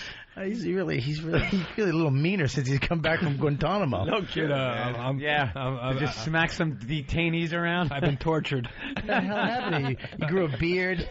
Yeah, really. You're working out. You got some pec muscles now. All vicious. Jews aren't supposed to have pec muscles. I'm growing a beard for a movie role. Now, what's the movie role? I'm playing your mom's pussy, Robert. I don't like the fact that he's been trying to set me up for that for 20 minutes. I'm playing a movie role and no one asked him. You had to finally do the setup and the joke. I had to do the setup and take the hit from his fucking hack joke. It still works. Fucking dirty pussy face. Anthony's laughing his ass off. He is. We're all laughing. Funny dummy. joke. Very inappropriate. Krista Mays. Where are you from, Krista? Seattle. Shut up, dude. I'm sorry. I was staring at Seattle. it. And I got caught. And it says Krista May on that fucking D cup. No, originally from Seattle. It's funny. She auditioned. And then we got a bunch of girls. You threw and, meat in the closet. Picked her. Whoever got the most meat in their mouths. And we picked her because she was perfect for the part. Right. And she's you're a model too. Yes. Yeah. She The models. Michelin model. You know, he's a dick. Sweetie, you. My mom tells me I'm not allowed to date Jews anyway. Why? Oh. Yeah. Why? You really got me on that one. Why? No. They're cheap. Why? Why? You blonde-haired, perfect specimen. Why do your mother not tell you? Why do you gotta bring religion into it? Why you gotta call me fat? Yeah. Yeah. That's That was the theme of the day. Yeah, Jews are tomorrow. Yeah. No, it's Fat Day. So let me ask you. You know what? By the way, Jews don't eat pork, so it doesn't matter. What movie are you in? Wow. What movie are you? I'm playing B. Arthur's Pussy in a 3-part miniseries. Hey, by the way, jet ski guy, check this out. No way. No, you don't. Come on, stop. Turn that around. I Let me think see. there is a video out there, but I got the picture so far. This has got to be fake. No, this is not fake. I was Let me living see up it there from the at beginning. time. Oh, it's a It's still just a picture? Yeah, I don't know if there's a video. Photoshopped. By the way, thanks to Art from Boston on the instant feedback. That's the Thanks, guy. Art. I'm going to say that's Photoshopped until I see a video. No, I'm telling you. Till I I was living talk up to there the at guy. the time. They had eyewitnesses. He just did that. I believe they have video and everything of this thing. I don't know where the video is, but Maybe he made it. I don't think he made it. No, I don't think so. It was 1995. I was living up there in 95. Chris, do you want some clam chowder? I'm trying to make amends. Offering her food. Do you want some white bread? No, I'm okay. Hey, well, let me ask you a question. So you're a model now, like a big girl model. Mm-hmm. What do they call that?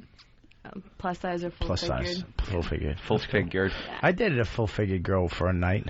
For a night? Yeah, she had a very pretty face, but I had to put pillows over her back fat just so I could frame in her face while she was blowing me.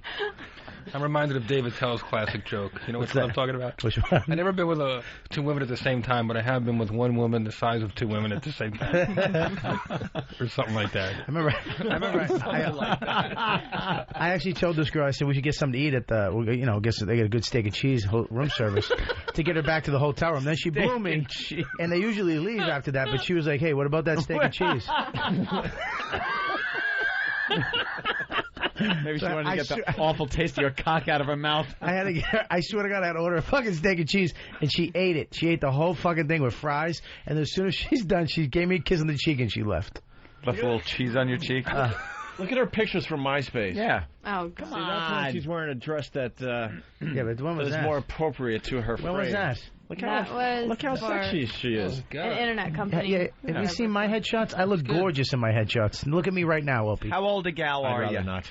Thank you. I'm 20. Prove my point. And she's only 20 years old. That's not from now, Look at dude. that. It is. She's only 20. What do you think it's from? When she was 12? When was that taken? That one's a little older. That one's about a year. And were you a little thinner back then? I was. Right. Yeah. Right. And you're a little depressed, so you ate a little bit because your boyfriend's in Seattle? That's good. They're casting the Carney Wilson story. ones- Maybe you get a audition. Those ones are Wilson from Phillips, whatever 2 that weeks was. ago. That's 2 weeks ago? Yeah. Would you have a puffy coat on? That one was not my favorite. No, that looks like a fat Mary Tyler Moore. Yeah. That's Mary Tyler a lot more. All right. You gotta What about that shot? That's beautiful. See thin writing. That is a beautiful one. I love the shadow on the the right side of the fatness. I'm kidding. I'm Let's see nice, your baby. MySpace. I'm fat too. I'm fat too. Yeah. So me and you a little chunky, and you know what? I'm with you, baby. Oh, look, now he's trying this camaraderie bullshit because Wait a she said minute. punch up his what? Dude. MySpace? Punch up his MySpace. She broke my hand with her fucking her fat strength. Just broke my hand. You get Bob Keller, get it Bobby's Anthony. fucking MySpace up there. I just high-fived her and she snapped my wrist. Good. Fucking. Shut up. That's a good kidding. picture. That's a good picture. Is that 8 Moss? No, you know what? I'm not even joking. Show me your boobs. No. I'm kidding. I'd never have you do that. Let me see one. Look at Bobby. Look at Bobby. No, but you want to go to fat photos? Oh, is that the flower that you threw out your window? Cindy like every Crawfish. every year after you almost jumped out the window? L. McDonald Pearson. Now you got me doing it. No. Go. I think there's a fat one. Go to pics down the bottom. Scroll down. Shit. Yeah. Yeah. Oh, this is Colin Quinn. He came over my house one night with a hammer. Why did he come up with a hammer? Because I like said fucking Carl Sling Blade No. walking in your bedroom. This is before Lucky Louie and Torgasm were on, and he was writing a script for HBO that they were supposed to pick up. And I was like, dude, and they told him, no, fuck you. They passed 5 years. They said, fuck you, sorry. So they passed on him. So I called him up one night, and I was like 4 in the morning. I go, dude, this is unbelievable, man. Norton's on HBO. My show's coming on HBO. Your show is... Oh, shit. I'm sorry, dude. And he hung up the phone. I swear to God, 20 minutes later, he's at the door trying to break in my house with a fucking claw hammer. And that's the photo I took him when he broke in. Where is it? It's right there on the right-hand side. Okay, yeah. Oh, man. Look at him. He really... Shit, he looks like George Steinbrenner there. He really was trying to beat the shit. Really Look at the does. fat on his neck. Wait, go back to Indiana asshole picture in the bottom left. What the fuck are you thinking? You're making fun of Krista? What the hell are you doing there? I like that. Over on that right side, there was a fucking steak and cheese waiting for me. Look at that. That is beautiful. Thank you. Look, is that the cover of your jazz album? Yeah, what the fuck? You got like What a is that, Gregory fedora, Hines? You got a fedora in your hand. That's You're my- wearing a brown leather jacket with the collar up, and you're making a face like you're one of the Rat Pack. On my fat- Broadway. And in case they do Hudson Hawk 2, I'm going to be right there. Wow. Yeah, okay. That's a good visual. Everyone wants to know what your MySpace is, Krista. Krista Mays? Oh, yeah, it's just MySpace. I guess it's /KristaMays.com. Krista Mays. Yeah. Wow, how is Jeffrey that? With Ross a Live. K. Or if How's you type that in spelled? /251 LB. How much you weigh? I'm not telling. I'll not tell you. that. Let's guess. And no, can I guess? And if No. I'm right, will you say yes? I'll No. guess right now. Ready? With You're 260. I mean 160. 160. With or without the chip on her shoulder? You're 160. She has a chip on her shoulder. Really? Potato chips? Hold on. How many things of soup do you have in front of your face right now? Yeah. Oh, You want fucking some? love you. Is that what? I love her. I want to fucking just fucking have you blow me. She's delicious. All right, listen, Keith and I wanna Canada make has out with something. you. Keith. Hey, how you guys doing? Hey. Good. You guys stepped all over that fat girl's line there. Oh, Her name's Krista. Krista. The one about her whipping, if Bob goes and chucks the flour out the window every year.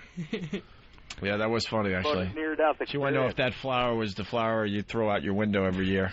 Like From the where guy, you almost... Oh, that was pretty. That was Yeah, funny. see? Oh, thank you. for Back. The Thank you. suicide thing. I love how this Thank guy's you. such an ass, though. That fat girl doesn't even call her by her name. You know, the fat chick. We're in Canada, and they're fat up here too. Let's go to Dave in New York. Mays. all I know is I have on MySpace I have 7,128 friends. Krista is 2,140 of them. Just Doesn't even make sense. No. it doesn't. It doesn't. I haven't slept. I've been up all night. I could say anything at this point. Dave in New York. Dave. Hey, I'm sorry. I saw this girl on the commercial. She's pretty good looking. She loses weight. And I also saw Jeffrey Ross. This guy's got no mirrors in his house? Ooh. I am ugly. I'll admit that. I'll give Ed Cat credit for this one. He said he spent time on the wrong site and didn't realize it. He went to Ralphie May's site. That's funny. Come on. Let's go to Earl. It's Mays, right? like Willie. Because people might Like spell Willie. it You like heard of Ralphie Willie May? May. This The is May Indians. Ralphie. spell Mays. All right, let's say hi to Earl in Connecticut. Earl. Hey, what's up, guys? Hey. I just wanted to tell Krista she's gorgeous. I'm sure she knows that. But not only is she pretty in the face, but her body is smoking. Thank you, appreciate that. Smoke a ham. She's got the weight in the right places. I'm sure my wife's listening now and furious. I just want to Yeah, you're all my wife, Sarah. proportioned and everything. It's not like, it's not like some slob. She's very well takes care of herself very well. Yeah. Very pretty. Very pretty. Yeah. Yeah, she's a pretty fine. What are you looking at me? I'm waiting for some smart You're getting them all flustered. Not at all. You're pretty. intimidates I tell you, right Bob. now. I tell you right She now. intimidates you. I tell you, I like a big girl. I like a big girl. I like a girl with a nice big booty, nice big you got big Were you stomping on her forearms. boobs? Nice smile. Yeah, nice smile. You got a cute face. You got low self-esteem. I like it. Are you getting recognized from the commercial? A little bit. I mean, mostly like my friends will be like, "Oh my gosh, Krista, you were on, Saturday Night Live last Saturday," and I'm like, "Wow, Yeah, that's they ran pretty, the that's pretty spot cool." on that. That was They ran the cool. spot. Okay. And Yeah. Letterman and primetime stuff. So I'm like, You're lucky Patrice isn't sitting in today, because Patrice would be all over you. "Oh." He wouldn't leave you alone. Yeah, you guys could both get diabetes together. There's this. Shit. There isn't How much, one. let me guess how much you weigh. Go ahead. How tall are you? I'm fucking 5'8". 5'8". 5'8" and a quarter. 5'8". I'm 5'8" and a quarter. Stand No, you're not. Come on. Stand up. Stand Take up. your shoes off. Hang on. I'm 5'8" and a half. Jesus. She's 5'8.5", man. Yeah. She's See? way taller than you. Aw, They're look how hugging now. cute. Smells good too. No. What's Two. I think she got a little excited on that hug. 273. I'm 273. 73? Jesus Christ. 70 fucking Henry. Honey, I'm your size. Relax. You just hugged me. Neither one of us could get around the other one. Come on. Well, I mean, seriously, you saw us. 273. I'm a little heavy right now, but A little. a little. Well, Opie, You're come not on. too- Dude, the first time I met Dude. you were easily 100 pounds lighter. I know, but Opie, Easily. you're a little. You know what though? I You're know it's skinny, big. but you're skinny fat, which is weird. I'm not skinny You have a, dude. I like how you went right to defensive mode, though. I really did. Like, all of a sudden, it's like, I got to turn this around because they're getting to me. No, you're right. I am a fucking fat mess.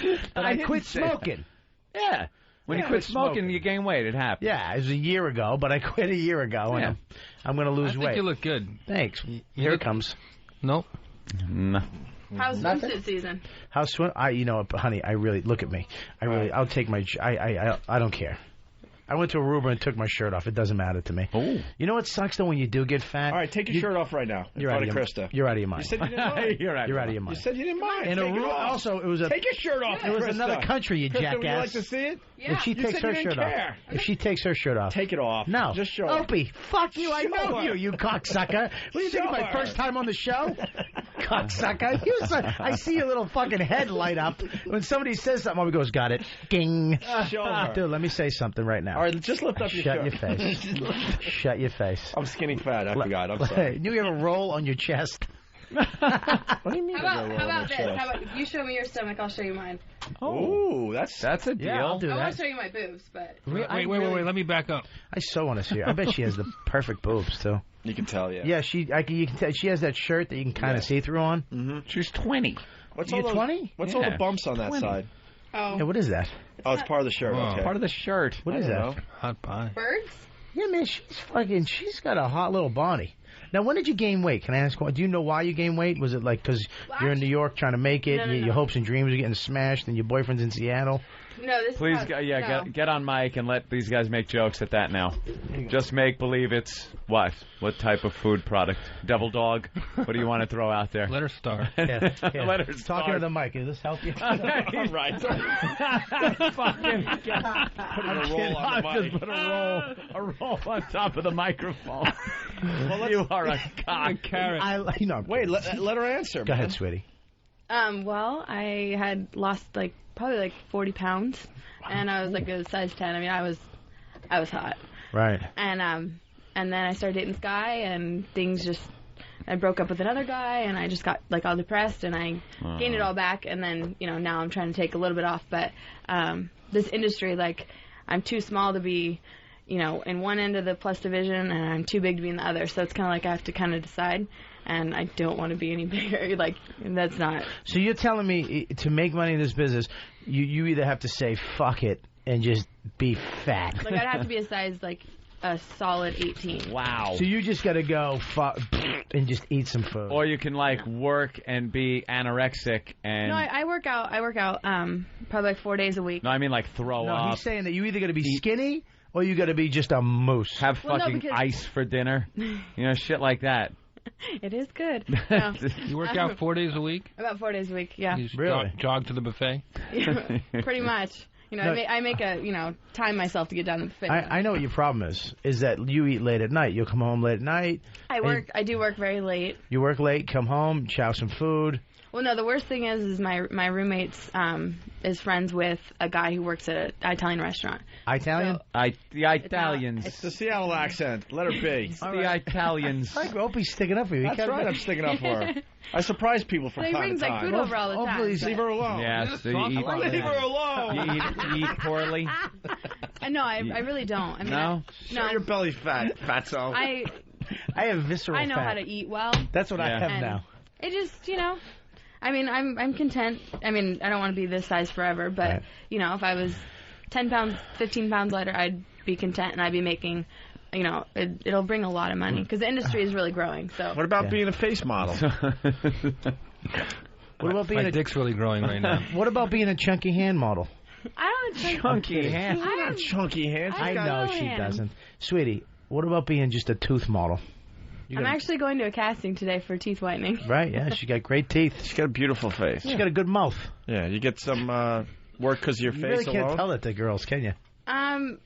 Yeah, I mean, I've done a lot of jobs with a lot of girls, and it's nice to know that you're really good looking in the industry, because a lot of times, especially I've looked on MySpace and Model Mayhem and all those things, where these girls are not keeping up on themselves and thinking they can just get work because they're size 18, and that's not the reality of the industry. model. You got to be No, you're careful not. so you don't get too fat, because what happens is your thighs start to rub together. Yep. And then you get that beef jerky, that brown skin in the middle. Listen to me, honey. Honey, pay attention to me here, okay? I've seen it on a couple broads. Look at me. She went What to. are you doing? I'm telling you, fat girls. What happens He is used to be a sex addict. He Right. knows all. He used to have sex with sinks. yeah. Seriously. Yeah. Listen to me, honey. Pay attention. He's a bad boy. Don't get too fat, because you'll get that beef jerky between your legs, and you can't. Is that a picture? You get dirty brown skin. Okay. And I won't ever be bigger than this. Like they said, wow, you've lost weight, yeah. Yeah, she looks great. We made her look really You fat did. for the TV commercial. And I live with that guilt every day. They put some real tight. So go to her MySpace account to see what she really looks like. Look at that. That one in the dress is actually what I looked like when we filmed, because that was about... Yeah, look at that. So no, not that one. The one in the blue dress. Yeah, there. That's what I looked like when we filmed. Why don't you have Opie and anything on your page so people can see it? Well, you should get pictures. Somebody send her pictures. Your belly. Look at that. Yeah, what about the belly thing? And she shows her belly. All right. Pull it up. She goes At first. the same time? Go a little higher, though, Bob. Holy crap. Look, see, move the mic. Hold on. There we go. Look. Pull yours up a little more. Look at this. Look at my areola. Let me see your areola. There's nothing wrong with that. There's nothing wrong with her belly. Dude, I think she's unbelievable. Yours. Don't get mad at me, you power bottom. Power bottom.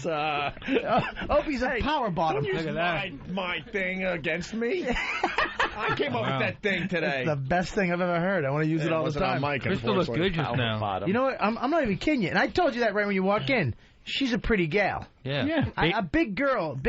Just, that's perfect right now. You're going out on a limb there. Baby got front. And it's snapping.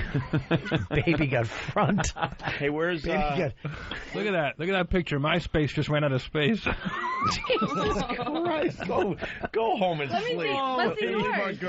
Let's see yours. Let's see yours. Looks like an old Jewish guy. You got a 6-pack and 2 twins in there? Yeah. Oh, you got me, babe. Now it's on. Now it's on. You don't know who you're fucking with. Yeah. You don't. Yeah, he made out with George Takei. You got to watch out. Did you really, dude? He stuck his tongue down my throat. He's just hoping that'll make him lose weight real fast. Jeffrey Ross is a very fine man.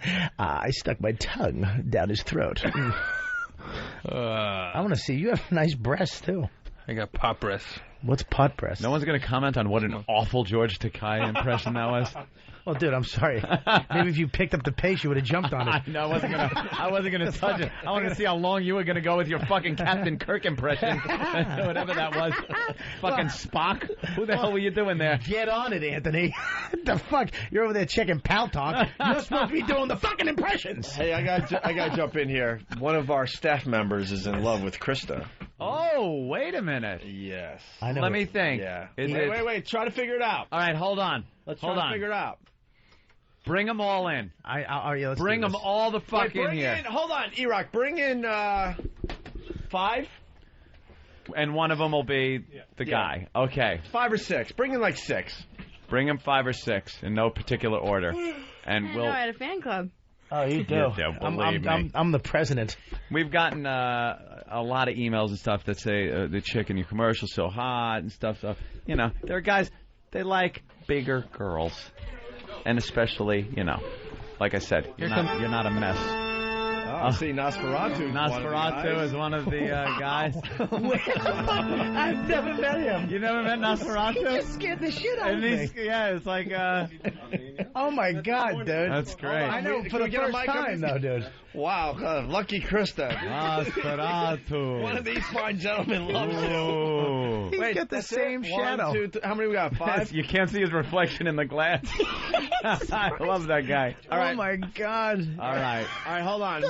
Let's play this out. All right, yeah, let's think about this. How about we do the old, what was it? What's my line? Now, wait a minute.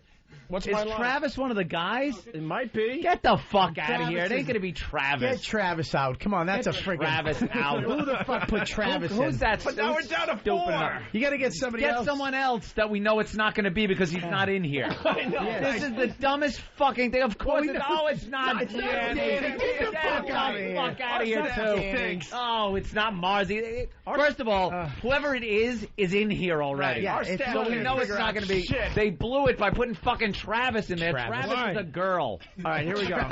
Travis is the bearded woman. Let's play this out. Say your name and say, hi, my name is blank, and I have a crush on Krista. My name is Master Poe, and I have a crush on Krista. All right. Next one. Ooh. My name is Jason, and I have a crush on Krista. All right, very telling there. Creepy. My name is Chris, and I have The a bridge crush is on out. Krista. Okay. What? Say that again? Can you say that again? I'm sorry. My name is Chris, and I have a crush on Krista. All right. Okay, go ahead. Right. And Roland. My name is Roland, and I have a crush on Krista. Wait a minute. I didn't hear that. Can you say that again, please? Without snapping your fingers. Roland, and I have a crush on Krista. I didn't hear it, Dave. What was he muttering hold at the bottom of that? Hold on. This is. What did you say I got at to the explain end? for Jeffrey Ross and probably Bob Kelly. He books all the guests on our show, and he's great at that. Right. But when it comes to being on mic, he just completely falls apart. He chokes. He chokes. Right. All right, so My name is Roland, and I have a crush on Krista. What's that thing at the end he does every time? Yeah, it's just what the fuck is that? he doesn't know what he. Because he gets freaked out. Ask him any question. And he doesn't understand why you're asking him to do it again, so he's just like, what do you want from me? Honest to God, Hold on, we're a little distracted. Did you see the bridge? No, I didn't. No. Can I give you guys the 2 copies? What did you think? What did you think of the interview? It was real good. Yeah. What do you like about the interview with the director from the bridge? Telling about this history of the bridge and the people killing themselves and stuff. It's like he's conjuring. His hand's always moving. That's great. So one more time. Can you get your hand out of your pocket? It's creeping me out. Keep it out. One more time. Your name and get your hand out of your pocket. Kick your hand out of your pocket. Leave it out. My name is Roland, and I have a crush on Krista. Fucking muttering. You gotta love him. Get your hand out of your pocket. Just keep your hands by your side. Let him doesn't hang. understand the concept. He can't. Off that. He Let him hang. Like he doesn't know what to do with his Get your hands. Just let him hang. Yeah. Let him hang. He doesn't understand the concept of a period. He just. He's like Christopher Walken. A lot of dots, more words, dot. All right. Take your hand out of your pocket. Ask him again. All right, one more time. Go ahead. My name is Roland, and I have a crush on Krista. Gosh. I've never had it so forced. Like, Yeah. Krista, who do you want it to be? well, Don't even go there yet, because we got to fool around with these guys for a bit more. Yeah. I'm not even in there, too, so it's going to be hard for her to make Personally, just my assessment of the situation, not giving anything away.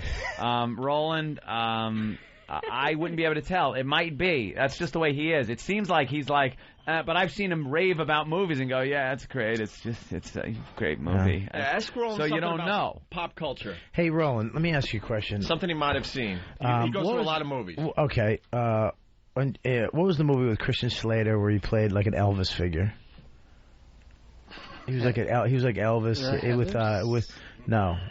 he got the cocaine. Oh boy. Val Kilmer was in it. Played Elvis actually. Oh my God. Wow. Christopher Walken was in it. Famous scene between Christopher Walken and what's his name there? Just say True Romance. True Romance? Yeah. You remember that? No, I didn't see that one.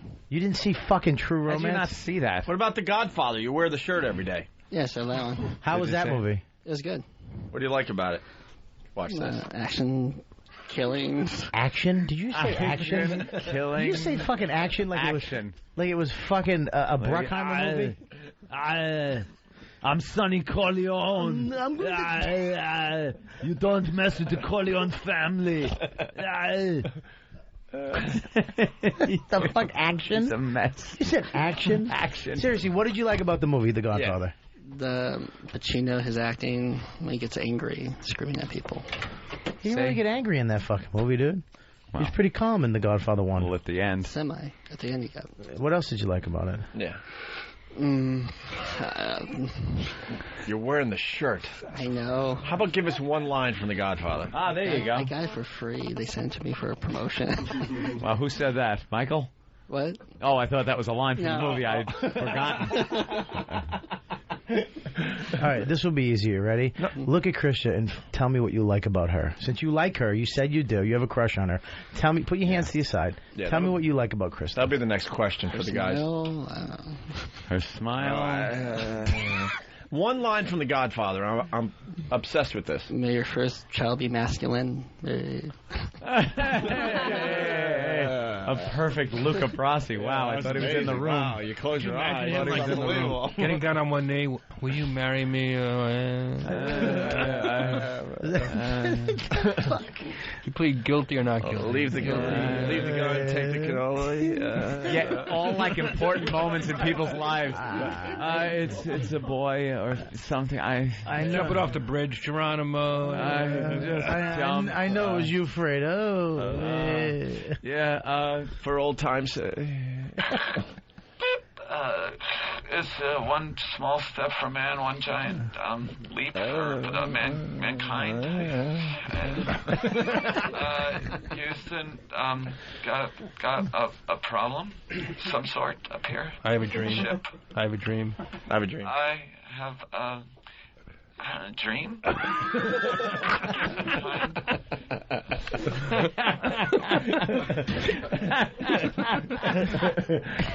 God damn, Roland. You roll. One more line from The Godfather, and we'll finally move on. I'm blanking out. Every time I'm out, they drag me back in. Every time I'm out, That's 3. Oh yeah. Yeah. Don't even count Give that him one. something. Don't help him, because it's better when he just sits there and You dies. can even go to 2. Yeah. Think of some scenes. Think of the scenes. Why Federal or wherever you betrayed me, something like that. Yeah, something like that. You are the most uncomfortable human being I've ever met. I know, we love Wow. I've never met you just make me fucking want to jump out a window. Again. People want to know if you're a pothead. No. You're worse than a broken moped. All right, so what do you like about Krista, Roland? Her personality. By the way, Bob, we could talk to this guy every day for 4 hours. Yeah. We tried to not do that. How does he book We're the obsessed guests? with him.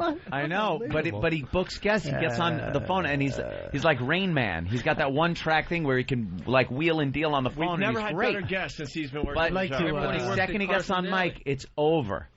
It's over, John. I'd like to ask if could Charlie Sheen come in? I don't know. Somebody, maybe. Somebody over there. Maybe Will Ferrell. You got. I will take Punky Brewster. I guess. Maybe these people think they're going on Larry King or something. All right. It's time to move on to. Is your name Chris? Yes. The only reason I know that is because her name's Krista, and I thought, wow, it's similar names. I never remember people's names. So what do you like about Krista? She has really pretty eyes. Really pretty eyes. Very nice. Now, is he just saying that to, like, impress her? Yeah. They didn't even look at No, her. I'm being dead honest. Like, Yeah. she has really pretty eyes. Wow. That's what you like about her. That's what you like about her. I like eyes on a girl. Really? Yeah. Her they are fucking handy. huge melons do nothing for you. She's got a really nice body, too, but And I her like the eyes. beautiful hair. And she makes you look So her thin. eyes is what really turns you on. I'm just trying to find out if you're being real here. Don't get defensive. No, I'm not. He is really defensive. He really got defensive. Like, you don't Wow. know. It's your fucking eyes, dude. So that might either mean he's trying to fucking send me away or he's really... That's what I really like about this chick. Wow, he's got a private pile stare going on you. Yeah, he does. Holy shit, he just was looking at you like... Well, he's staring at you now, Anthony, so aren't you? Yeah, I know. Pugsley just gave you a... He really does have that 1,000-yard stare. All right, let's move on to Nosferatu. Nosferatu. Where's his music? He needs his Yeah, music. Nosferatu is just... There it is. The bridge is out. You'll have to stay the night. Don't be afraid. No, her cheeks are excellent, and then the cheekbones, and definitely her stomach's kind of alone, despised. I have no home. All right, say that again, Nosferatu. I say her cheekbones are beautiful, and then her, I like her nose ring quite a lot. And her tummy's cute. Dude, you have the same torso as my Aunt Peggy. Jesus Christ. God. So you like the eyes? Ooh, wow. I think he got back at you there. Yeah, he got you. Really good at eyes. But the eyes are All right, beautiful, but all you right. said that. The cheekbones. Cheekbones, you I like? like the tummy. And her tummy. Tum. That's kind of, The tummy's cute little pet name for the belly. Yeah. Someone thought you were going to say that you like her jugular. Yes, the neck is quite nice as well. Yeah, Some nice spots Oh, my there. God. Fucking happy Halloween. Oh, I get the next question. Eddie, let's shoot this fucker. All right, let's move on to Master Poe. I love this guy. She has a gorgeous smile. Gorgeous smile. Gorgeous smile. Anything else on her? She's very pretty. Yeah. Very pretty. Pose seems to be taken. Do you have a significant other, Poe? Are you single? I am single. Okay. It's a good question. I'm single until nightfall. Gentlemen, you know what I mean. I'll fuck a bet. Poe, I seem to think Poe seems to be very taken by her. He's like using his Poe powers on her and shit. But Master Poe, in with all due respect, Poe, you kind of would run after a female dog because it's female. Wow. So the fact that you're taking, hey, it's an attractive tail. I like the ears, floppy ears. You're cute. I want a What are karate you, chop her Dachshund? neck. You're kind of known around this place to be a little flirtatious. Well, let's just to look at a lot of the girls and stuff. So it's hard to really gauge how much, if you're just being Poe. Let's just put it this way: he does a lot of his dating in the back parking lot at F.H. Riley. Oh shit!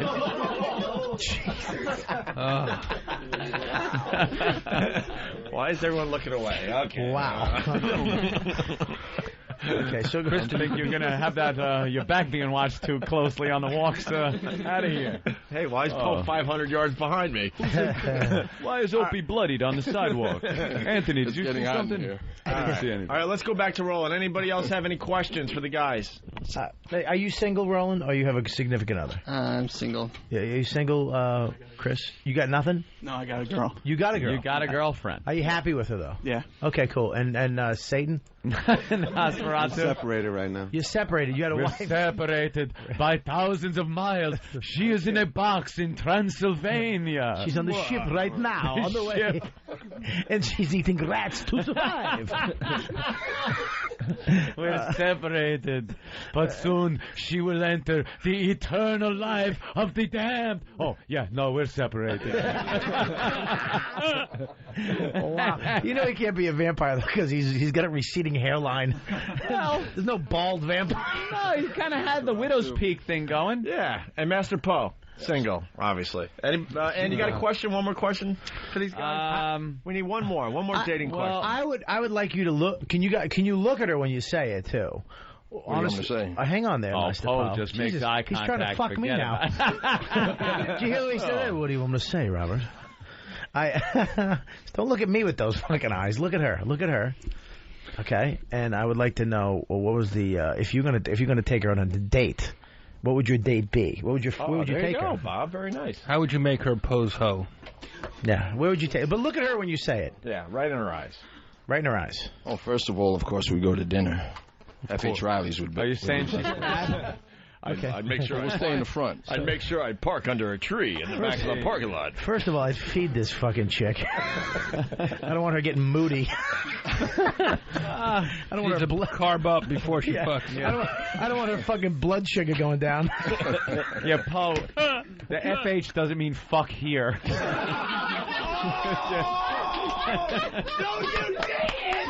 No, you didn't! No, you didn't!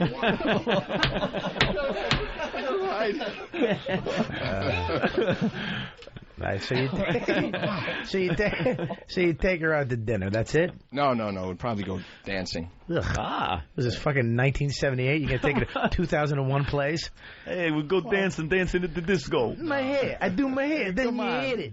Chris is the kind of chick who likes dinner and a movie and dinner. And then and then snacks.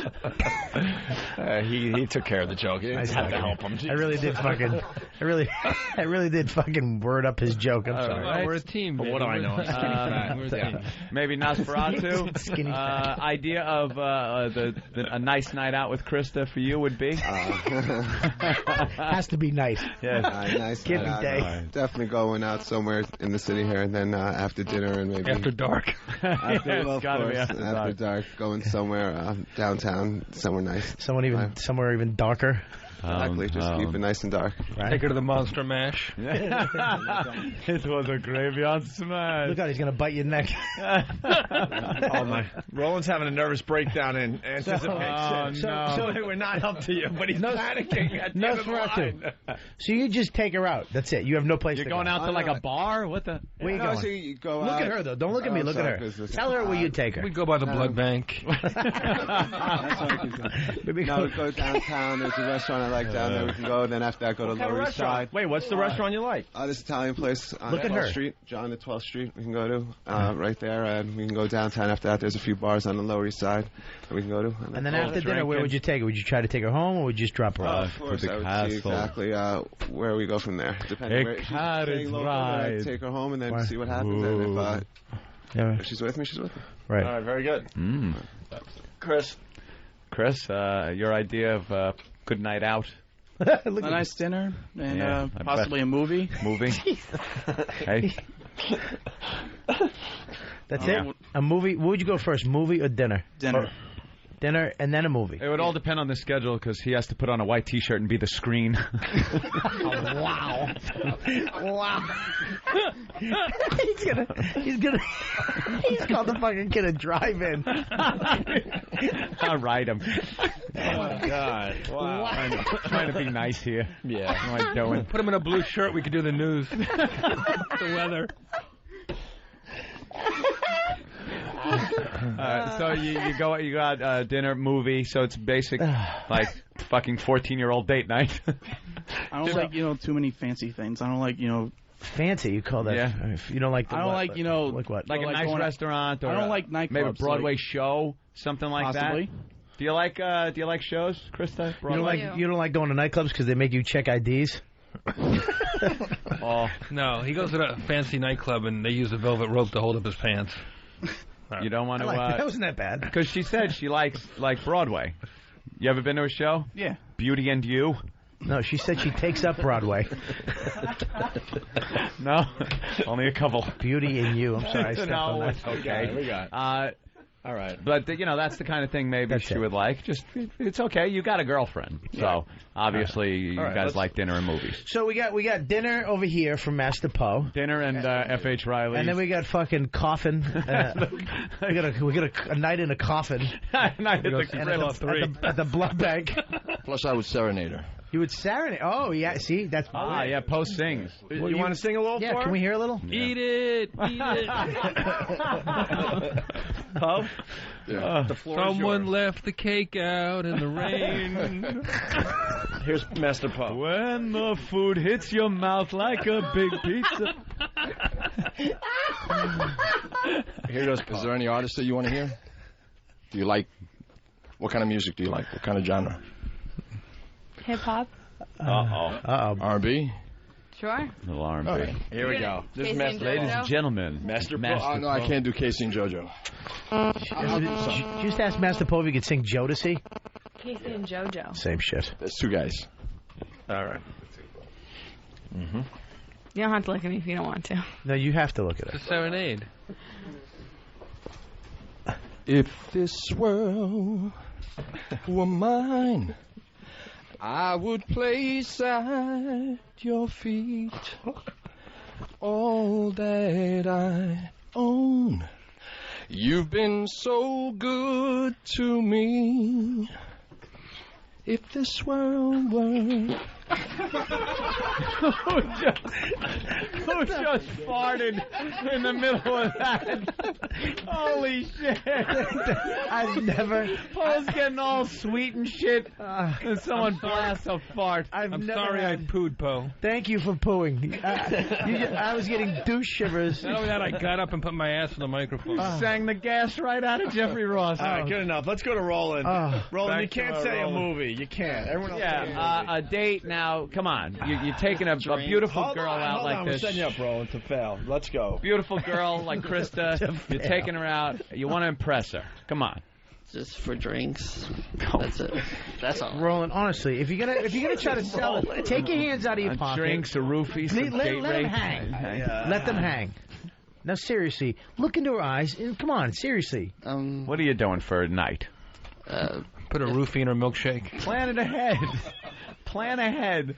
You pick her up. Where do you go? Yeah. I don't know. To the shock center. Amco.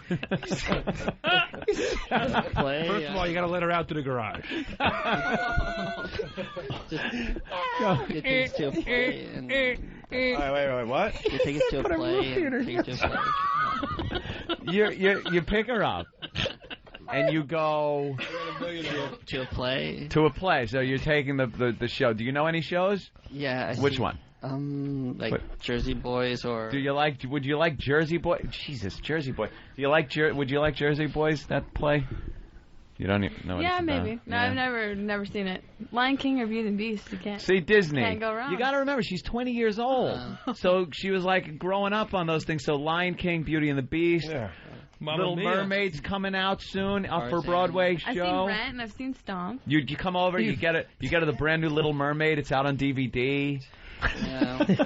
There's no more penises on the cover though. Nah, she throws away. She likes penis. Nobody's gonna bring her to fucking Caroline's. Jesus. To see Jeffrey Ross. Jeffrey Ross. Yeah, Jeez. Jeff Ross. Somebody. Wow, good plug. Good plug. Roland, let's go. Come on. Roland. Take her to Tarzan or whatever she wants. Tarzan. The play. I don't know.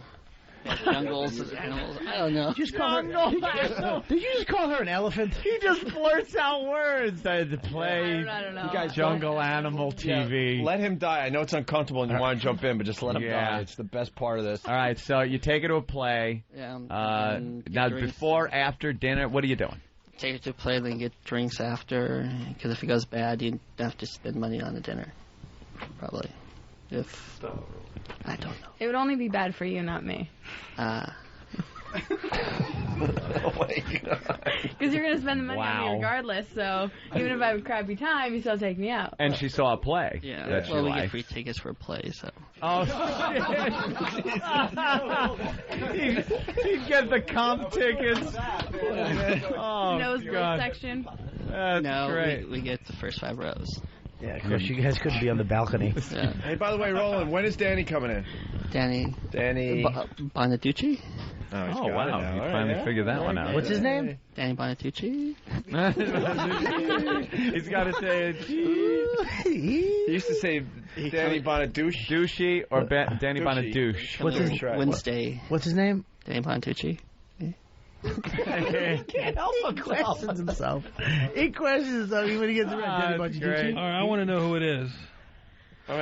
Yeah. I'm really eager to know now. I really want to know. We should ask her first. Well, yeah, Krista, you want to ask a question or anything? Bachelor number 1. By the way, don't give it away until everyone guesses in the room. But Krista, you have a question for these guys? Anything? What do you think? Like, if you had to pick out one thing that you didn't like about me, what would it be? Oh, nice. Okay, Poe. Oh, no. I know I pretty much met all of you guys this morning, but obviously we're looking for honesty, boys. Don't like, huh? Wouldn't fit in the back seat of my car.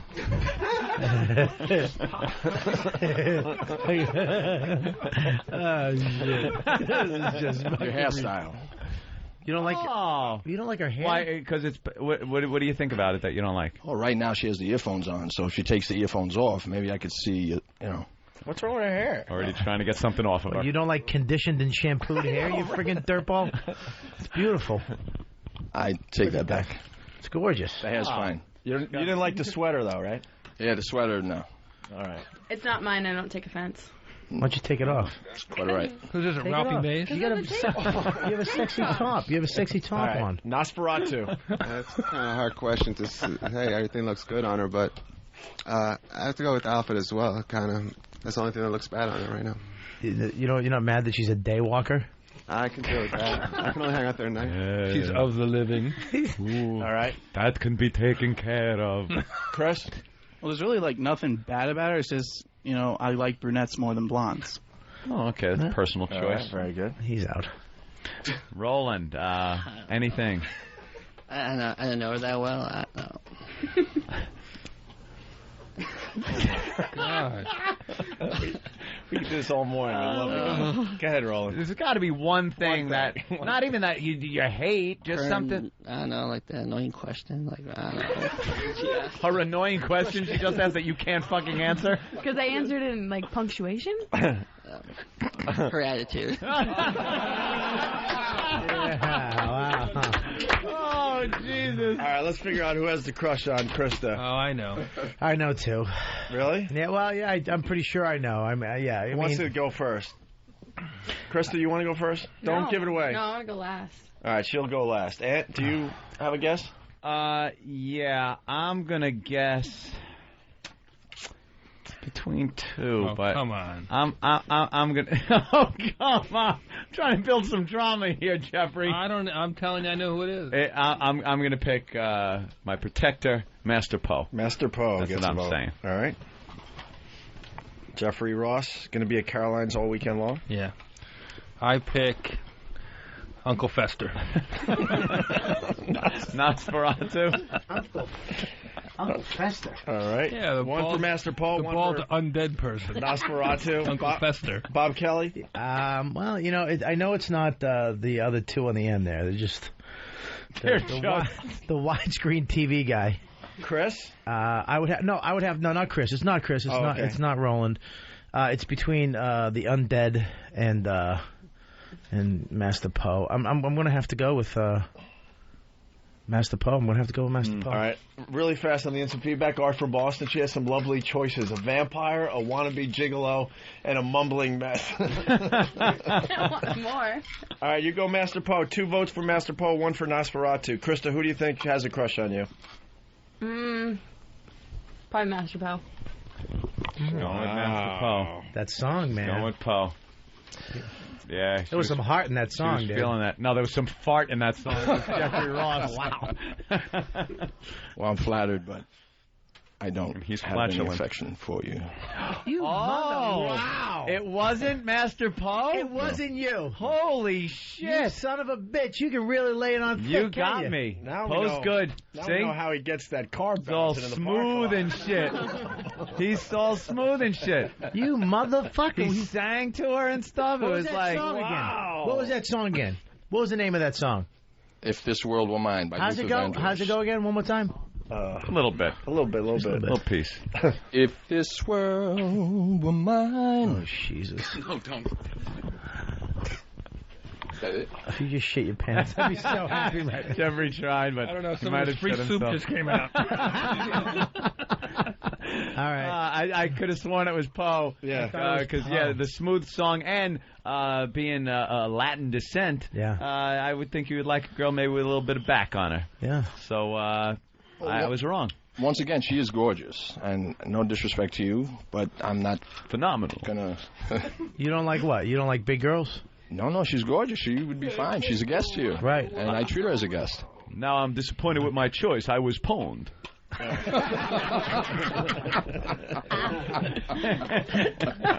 All right, Roland, is it you? Hell no.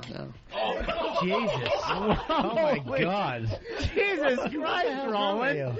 Oh, hell no. Wow. What the fuck is that supposed to mean? You're just a heartless asshole. Wow. No. Why would you say that? I don't know. You should get one free shot on your nuts now for saying that.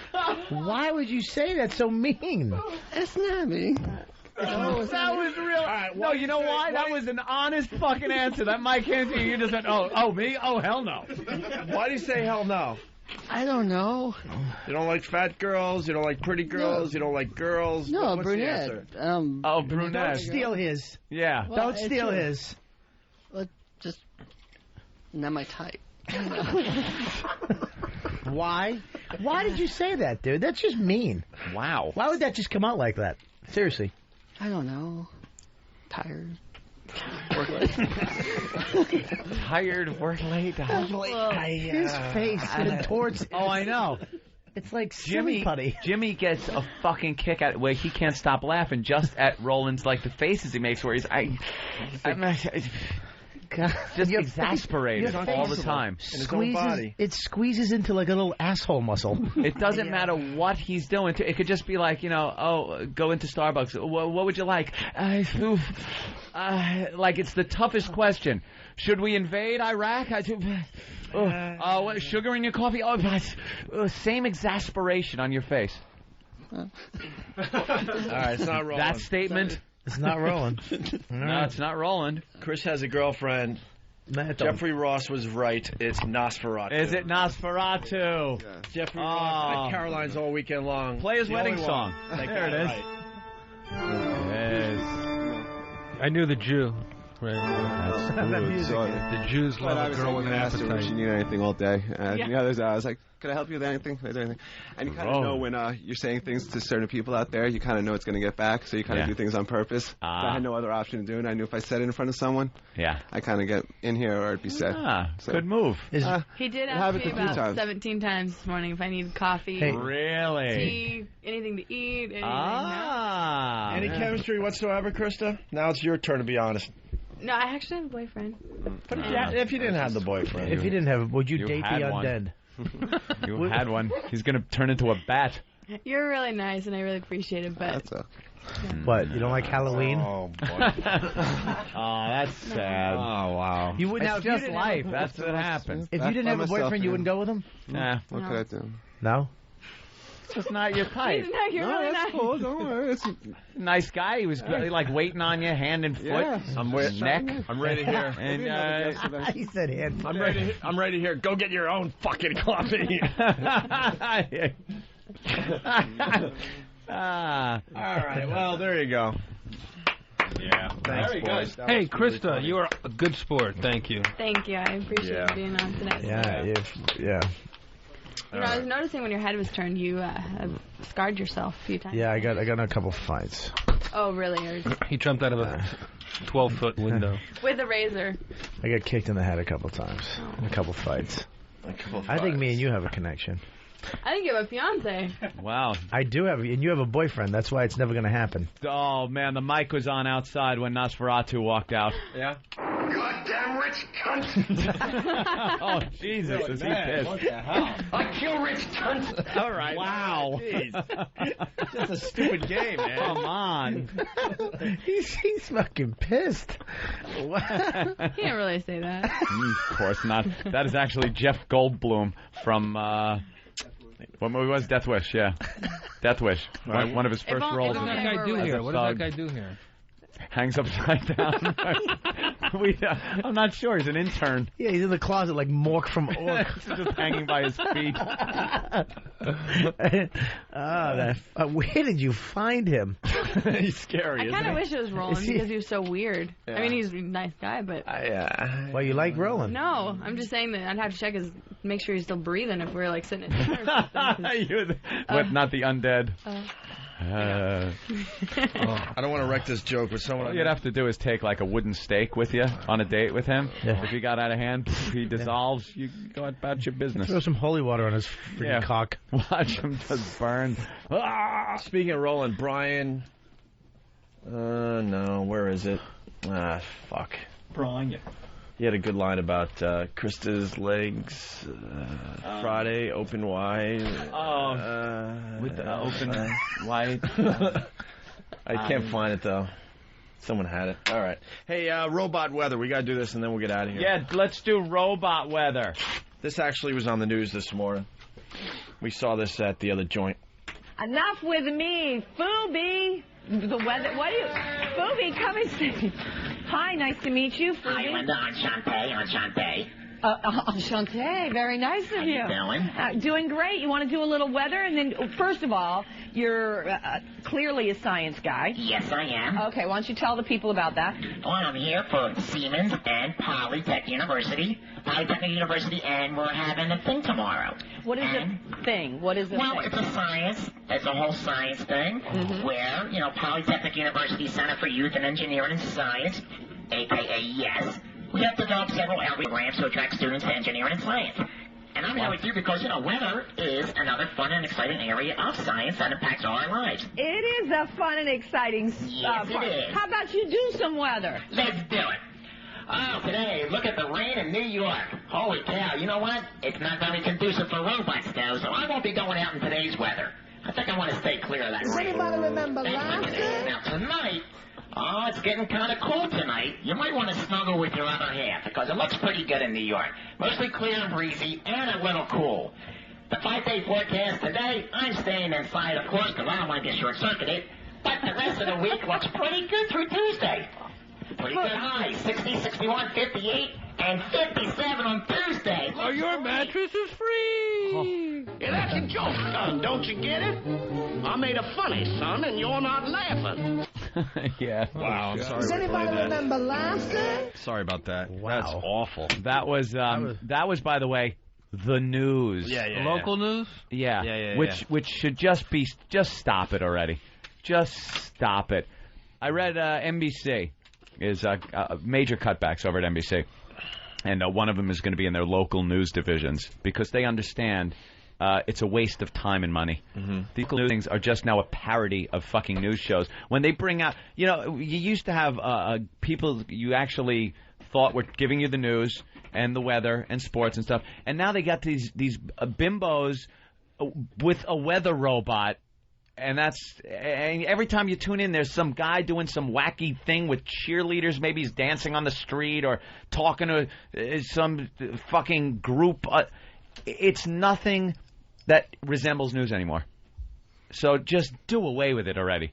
That was a prime example. They brought a robot in to do the weather. A killer may be loose in your neighborhood. Find out where at 11 o'clock. Yeah. The teases that they... And no one goes to the local news when something happens. They go right to CNN or Fox or one of those. Your dick might just be a vagina. Could it be? Yeah. Ooh. Is yours? Tune in. My dick. They're asking for Tyson audio. You want Tyson? Yes. You do? Well, you can't end the show on that fucking gay robot. Yeah, if the robot thing would have been okay, that would have been one thing, but Jesus Christ. We could do that. Ooh, little Tyson. Little Tyson. It is Friday.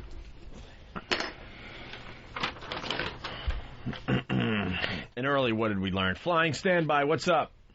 Good morning, boys. I have a what did you learn? It's the obvious one. Today I learned that the FH and FH Riley's does not stand for fuck here. Have a good weekend, boys. 400 New York Avenue in Huntington Village, my brother's restaurant. Nice plug. All right. Mike Tyson audio on Donnie Deutsch. By the way, I think that's going to be line of the day. And, oh, well, I could only dream. We'll find out in a few minutes. What was inside Mike Tyson's mind when you were 28, 12 years ago? What versus what's different today? I don't know. I was going through a change period in my life that I just weren't capable of dealing with. I didn't really want to hurt anybody anymore. I didn't want to be the champ of the world no more because that took a lot of energy for me. Some people, it doesn't take a lot of energy, but for me to actually be the best, I have to block out the total world and just be totally into me, almost from a megalomania point of view. And that took a lot. Took so much energy. Everyone's my adversary. So that just took too much from me. Is that rolling? What the hell is wrong with Mike? Is getting another. Slow. He's another guy. Another punch drunk guy. Megalomania. What was he on? What was he plugging? What was his story? Yeah, he's doing a sideshow. He wants to beat up girls. He's supposed to fight bitches. Yeah, that's what he's supposed to do. He's going now. on the road. He wants to do it legally. Like girls. He's doing a demonstration thing, like back in the day, a fighter would go to town and do a few rounds with a guy and then sign autographs and makes a few $1,000s. But he wants to do it with girls. He wants to fight some girls. Wasn't he convicted of raping one? Yeah. Yeah, perhaps he's not using good judgment. I want to give the ins and outs on how to rape a bitch. First, you punch her in the face.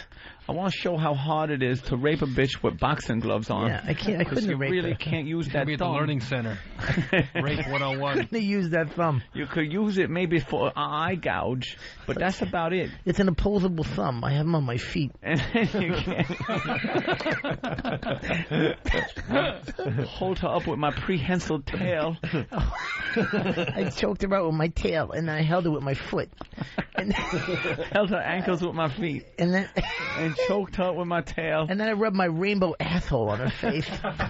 My red mandrel ass.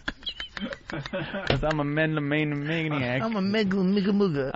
What the hell did I say I was? I'm a megalomugga. I'm some kind of megalomania. I'm a mugger. I mug people. I mug people with my feet. Oh, this guy is gone now. Then I wipe my ass with my last $8. They discuss race here. It's back to a quote that you said. You said they would give the late Jeffrey Dahmer, of course the guy, the sick serial killer who would eat kids, a second chance before they gave me another one. If you saw a police lineup and saw Tyson and Dahmer, and they asked who killed and ate these people, you would pick me and not Jeffrey. That's me just being facetious and tripping. Sometimes I feel sorry for when I get mad and I strike out on people. Maybe I was one of. What were you trying to say there? I don't know. I was saying this is a racist society, maybe. Oh, so that was a black-white thing. I thought that was more of just, people look at Tyson one way, and I do, but I always put racism because that's how you get the true emphasis of something. That's how you get coming. That's how be like you. That's how come you brought it up, because the two of us you just distinguish the two of us. No, what's interesting though, you see, I think this got crazy. What you did was racist. I saw that genuinely the way I read that, and that's why I came off your last comment about people that you're a guy that people are always never going to give the benefit of the doubt. That you're a guy. There's no benefit in doubt anyway. But let me finish. That you're the guy that it's easy to make you the bad guy. And I just saw you compared yourself to the most heinous criminal of all time, and they still blame Mike. I didn't see black and white in that at all. I didn't. That was a colorblind statement. Well, I know. Well, that's your statement. That's your perception of it, but it wasn't mine. So that was because you're a black man. People. Yeah. No, I'm just sometimes I'm a quack and I like to start trouble. I'm a drama king. Why should I have an intelligent conversation with him? Sometimes I like to kill people. Avoiding a special. Why would he go there? Right? Eat them. There's no doubt in facetious. They mix that up because they say like who would have eaten people, and if you see the movie, I do eat people. And I squish them and I shake them out of the train. He did bite a guy's ear. Yeah, exactly. Yeah. He did try to eat somebody. They had me chained up. Damn, good point. At least Dahmer cooked it first. Yeah. Another fucking down with clothes on. Sometimes I'm a quack. I quack like a duck. But then I go back. I get a 4-hour nap before my 2 shows. That's a racist statement you just made. That's racist. You say my hair is nappy? I'm gonna go. What did you just say? I'm gonna go see you at Caroline's on Friday and Saturday. I'm gonna rape you with my tail. I'm fighting a girl named Caroline. I'm going to Caroline's. I'm gonna sit up front and see if that fuckhead will fuck with me. Yeah. I'll use my foot and choke him out. Fuck his guarantee. Fuck his guarantee. I'm gonna bite his face off. I'm biting Jeff Ross's nose off. I'm going Tyson in the front row for your show. That would be awesome. I'm gonna grab his girlfriend and climb the Empire State Building and see what he do about it. I need the $50. I'm gonna go fuck with him. You can't. There's no doubt in perception. I'm gonna fuck you. I'm gonna if I eat you. There's no benefit in doubt. There's no benefit. Yeah, he goes, well, I'm giving you the benefit of the doubt. There ain't no benefit in doubt. Right. Maybe I'm being profound. I was being tribulatious. All right, listen. Mike explains that words are his weapons. This could be good. Oh man, you've talked about now that words are your new kind of battleground. I never said that. I'm going to read you what you said. You said words as weapons. Oh boy, that I realized at this stage of my life. They're not my battle plans. I didn't say. Listen, I'm going to say. Listen. I realized at this stage. Maybe this is something you were just saying across the road. At this stage of my life, there's nothing wrong with backing down. You set a good example and don't have to throw blows or be belligerent to get your point across. You can disarm people with words. I probably have a 20,000 word vocabulary. I'll match my wits with anyone on literature, science, and the arts. Wow, I probably did say that. Maybe not science. Well, maybe not science, but probably literature and the arts. Yeah, literature. Yeah. What's your favorite? Who's your favorite author? Oh, now it's. I have a few of them. I like Alice Cooper. Alice Walker. I like Alice Cooper. But what I really like to read, I like the old satire books like Voltaire and those guys. Yeah. So He's not reading Voltaire. No, he said Voltron. He likes Voltron, the cartoon. This is like making fun of a special ed kid. It really is. Donnie Deutsch just set him up for that too. He goes, "Oh, you say literature, science. Who's your favorite author?" It's like he's calling him out on it. Well, it's not like he's a politician and you're gonna make him sound stupid. He's a boxer. A retired boxer. He punched people's faces until they fell down. That was his job. I like Harry Potter. About literature. Harry Potter 1, 2, but the third book wasn't as good. The 1 and 2 was good, and then but the third one didn't even cover the story with Harry. I like I'm a big fan of the pop-up book. Yeah. I like when you can open a page and all of a sudden it's flat when it's a book, but you open and then there's a house with a tractor and it's a little story about a farm. I like to touch this. I like to touch the buildings in those books. You pull a lever and the chicken moves. I am a fan of literature, but if I see some on the street, I will put it in the trash can where it belongs. I don't like science though. Science is scary. Science is scary. One time I combined Coca-Cola with Diet Coke. It was Pepsi and Coke, and I mixed it, and I was scared. I put it with Mentos. I made it Pepsi Coke. It foamed up, and I looked like a mad dog. I look like I had rabies. They tried to catch me. I don't like science because they may find a way to stop me. Hey, flying standby really fast. Just updated. Your words are your weapons. No one's ever been raped by an adjective. Yeah. The old satire books like Voltaire and those guys. Yeah. So people don't. Sometimes I have to get a different volume dictionary because I don't have the words in the modern dictionary. It's hard to get the old volume dictionary. We were in a bar, and I started with you because obviously, let's go through your life. You're the toughest guy in the world, guys. Do you truly back off now? Well, now I do. Yeah. You do. So no, you wouldn't even. There's no way you'd get in a fight with anybody. I have to be realistic. They have to do something to my children. No, obviously, it's saving something like that, but you know. Yeah. Jeff Ross kicked my child in the face. He roasted my child. He was in front row with my child. Yeah. Mighty Joe Young. He insulted Mighty Joe Young. I'm gonna get shot. You really think about my life, you could say I have a great life. I really have a great life. But who am I? Now you got a 5-year-old kid that's infant anything. They have AIDS or they have some bronchitis disease or they're crippled. So how do you equate that? Now, what do you do? Do you have sympathy for that? I have somebody who's born with a tremendous physical affliction. Of course, I don't even say. Listen, why? God made them crippled. Do you think God's a great guy because He made this particular person crippled? Those are one of the instances you can't understand, and you have to have faith. So sometimes you can't understand when you see a guy that's.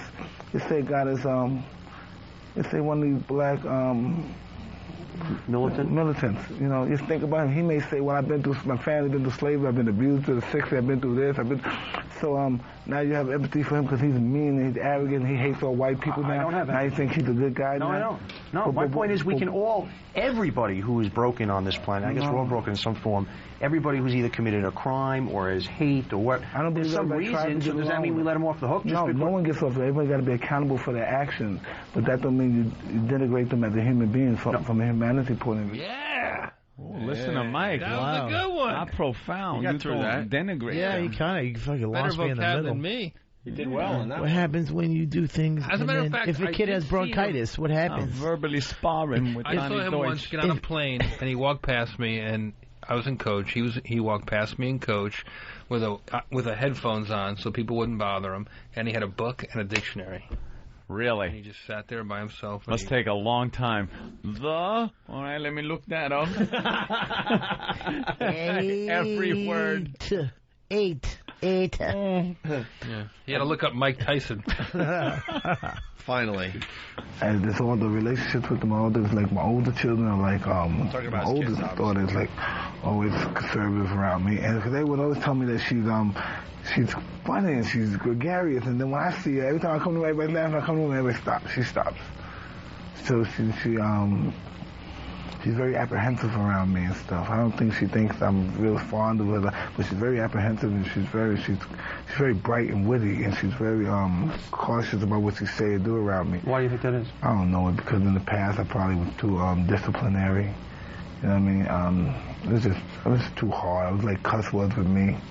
And these are girls, and I'm like, well, that's how I grew up at a young age. I was, boom, everything just came at me from a human grown perspective. Boom, you have to do this. Boom, you have to do this. Boom, boom, boom. And I try to do it with my kids, and they go to special schools, and they hang out with these, these little white kids, and they all having fun, and they're like, huh?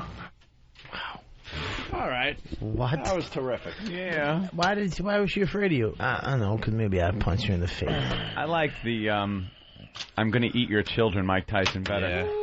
I like the, I'm on the Zoloft. I'm on the Zoloft to keep from killing y'all. Yeah. Yeah. You don't like the gregarious Mike? I don't like the educated Mike Tyson. You don't like Professor Mike. Forget Aristotle and fuck Socrates.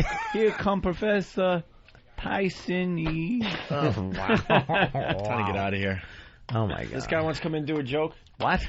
Oh, we got to go home. Kidding me? What is it? What is it? What is it? Fucking like 3 in the afternoon. What? It's 11. What the fuck is going on? What the fuck? What kind of I gotta fucking read people are they? stupid copy. What's your name, sir? Yeah, I know. I remember. Mr. Will. What? Mr. Will. Mr. Will? Mr. Yes, sir. Will. All right. I'm opening for Otto tonight in Freehold Gardens. How are you? Okay. Yeah. Where'd you get the vest? Who canceled? Where'd you get the vest? I've been practicing impersonations. Can I just do one quick one for you? Could you stare at someone else? You're creeping me out. Yeah, don't. I get a lot of that. Stare at me. Yeah, you Stare got at me. really. Why are your eyes so bloodshot? I only got like an hour's sleep last night. Why is your head so small? Smoking pot.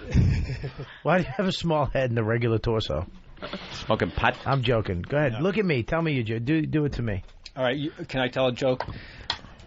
Well, Don't come near me. Look at me. Stand over there. You're creeping us out. Stand over there. A comedian. We're It's supposed stand-up comedy, not sit on the guy's lap comedy. Do you want me to bring you up? Let me bring you up. I get a lot of that. I'm creeping you out stuff.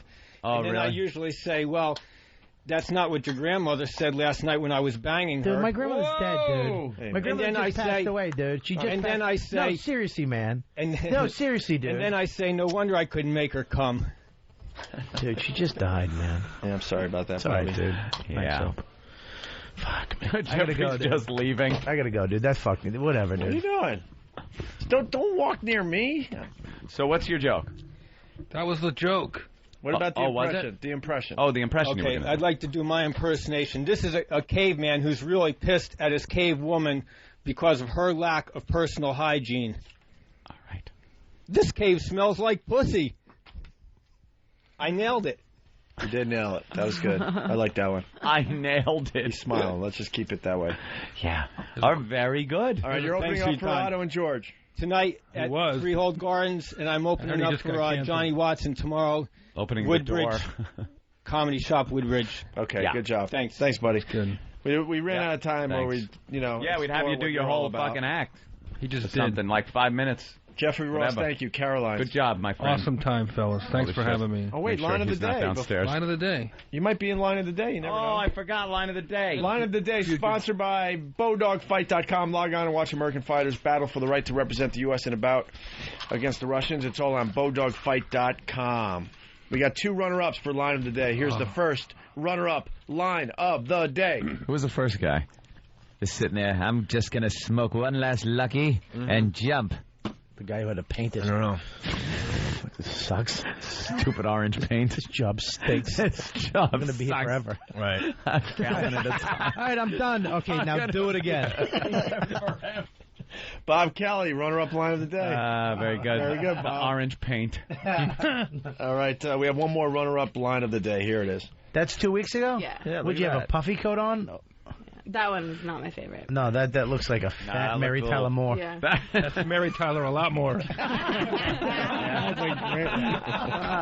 right. Yeah, that's a good one. Jeffrey Ross with a runner-up line of the day. I'm sorry, baby. I'm sorry. It is time for line of the day. Here it is. Here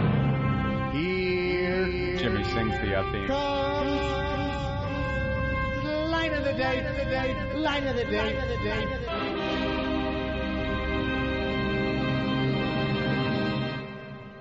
Yeah, Poe, the FH doesn't mean fuck here. No,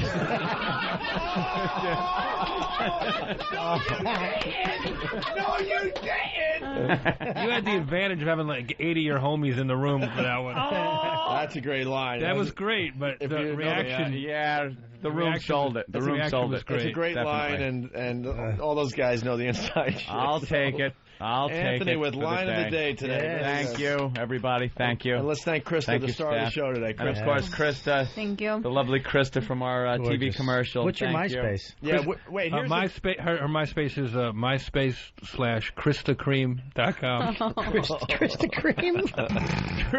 Here's the deal. The commercial's up on YouTube. We made her look extra fat and awful in this commercial. Yeah, with this awful tight dress. If you want to see what she really looks like, go to her MySpace page, which is Krista Mays. Yeah. As in Willie Mays, Mays, and Krista's with a K. Or you can look above Queens today. She'll be floating above, doing signs for Goodyear. Bad year. Bad year. Opie, look at me. No, just look down I'm and let defending him her face today. it. We like her. I love her, dude. I Feed her another Tic Tac, you fucking asshole. I'm trying to slow her down a little bit. What are you doing? I'm gonna give her 8 at a time. You're actually eating some kind of little thing that could be narcotic? I'd love She's to a good sport. She's a good sport. Let me tell you something. I got a fucking huge crush on her too. Yeah. Yeah. Huge operative word of the. Jesus. Are you filling up, Bob? I got an Am I orange filling crush up? on her. Yeah. If I didn't have to take a shit right now, I'd have a heart on.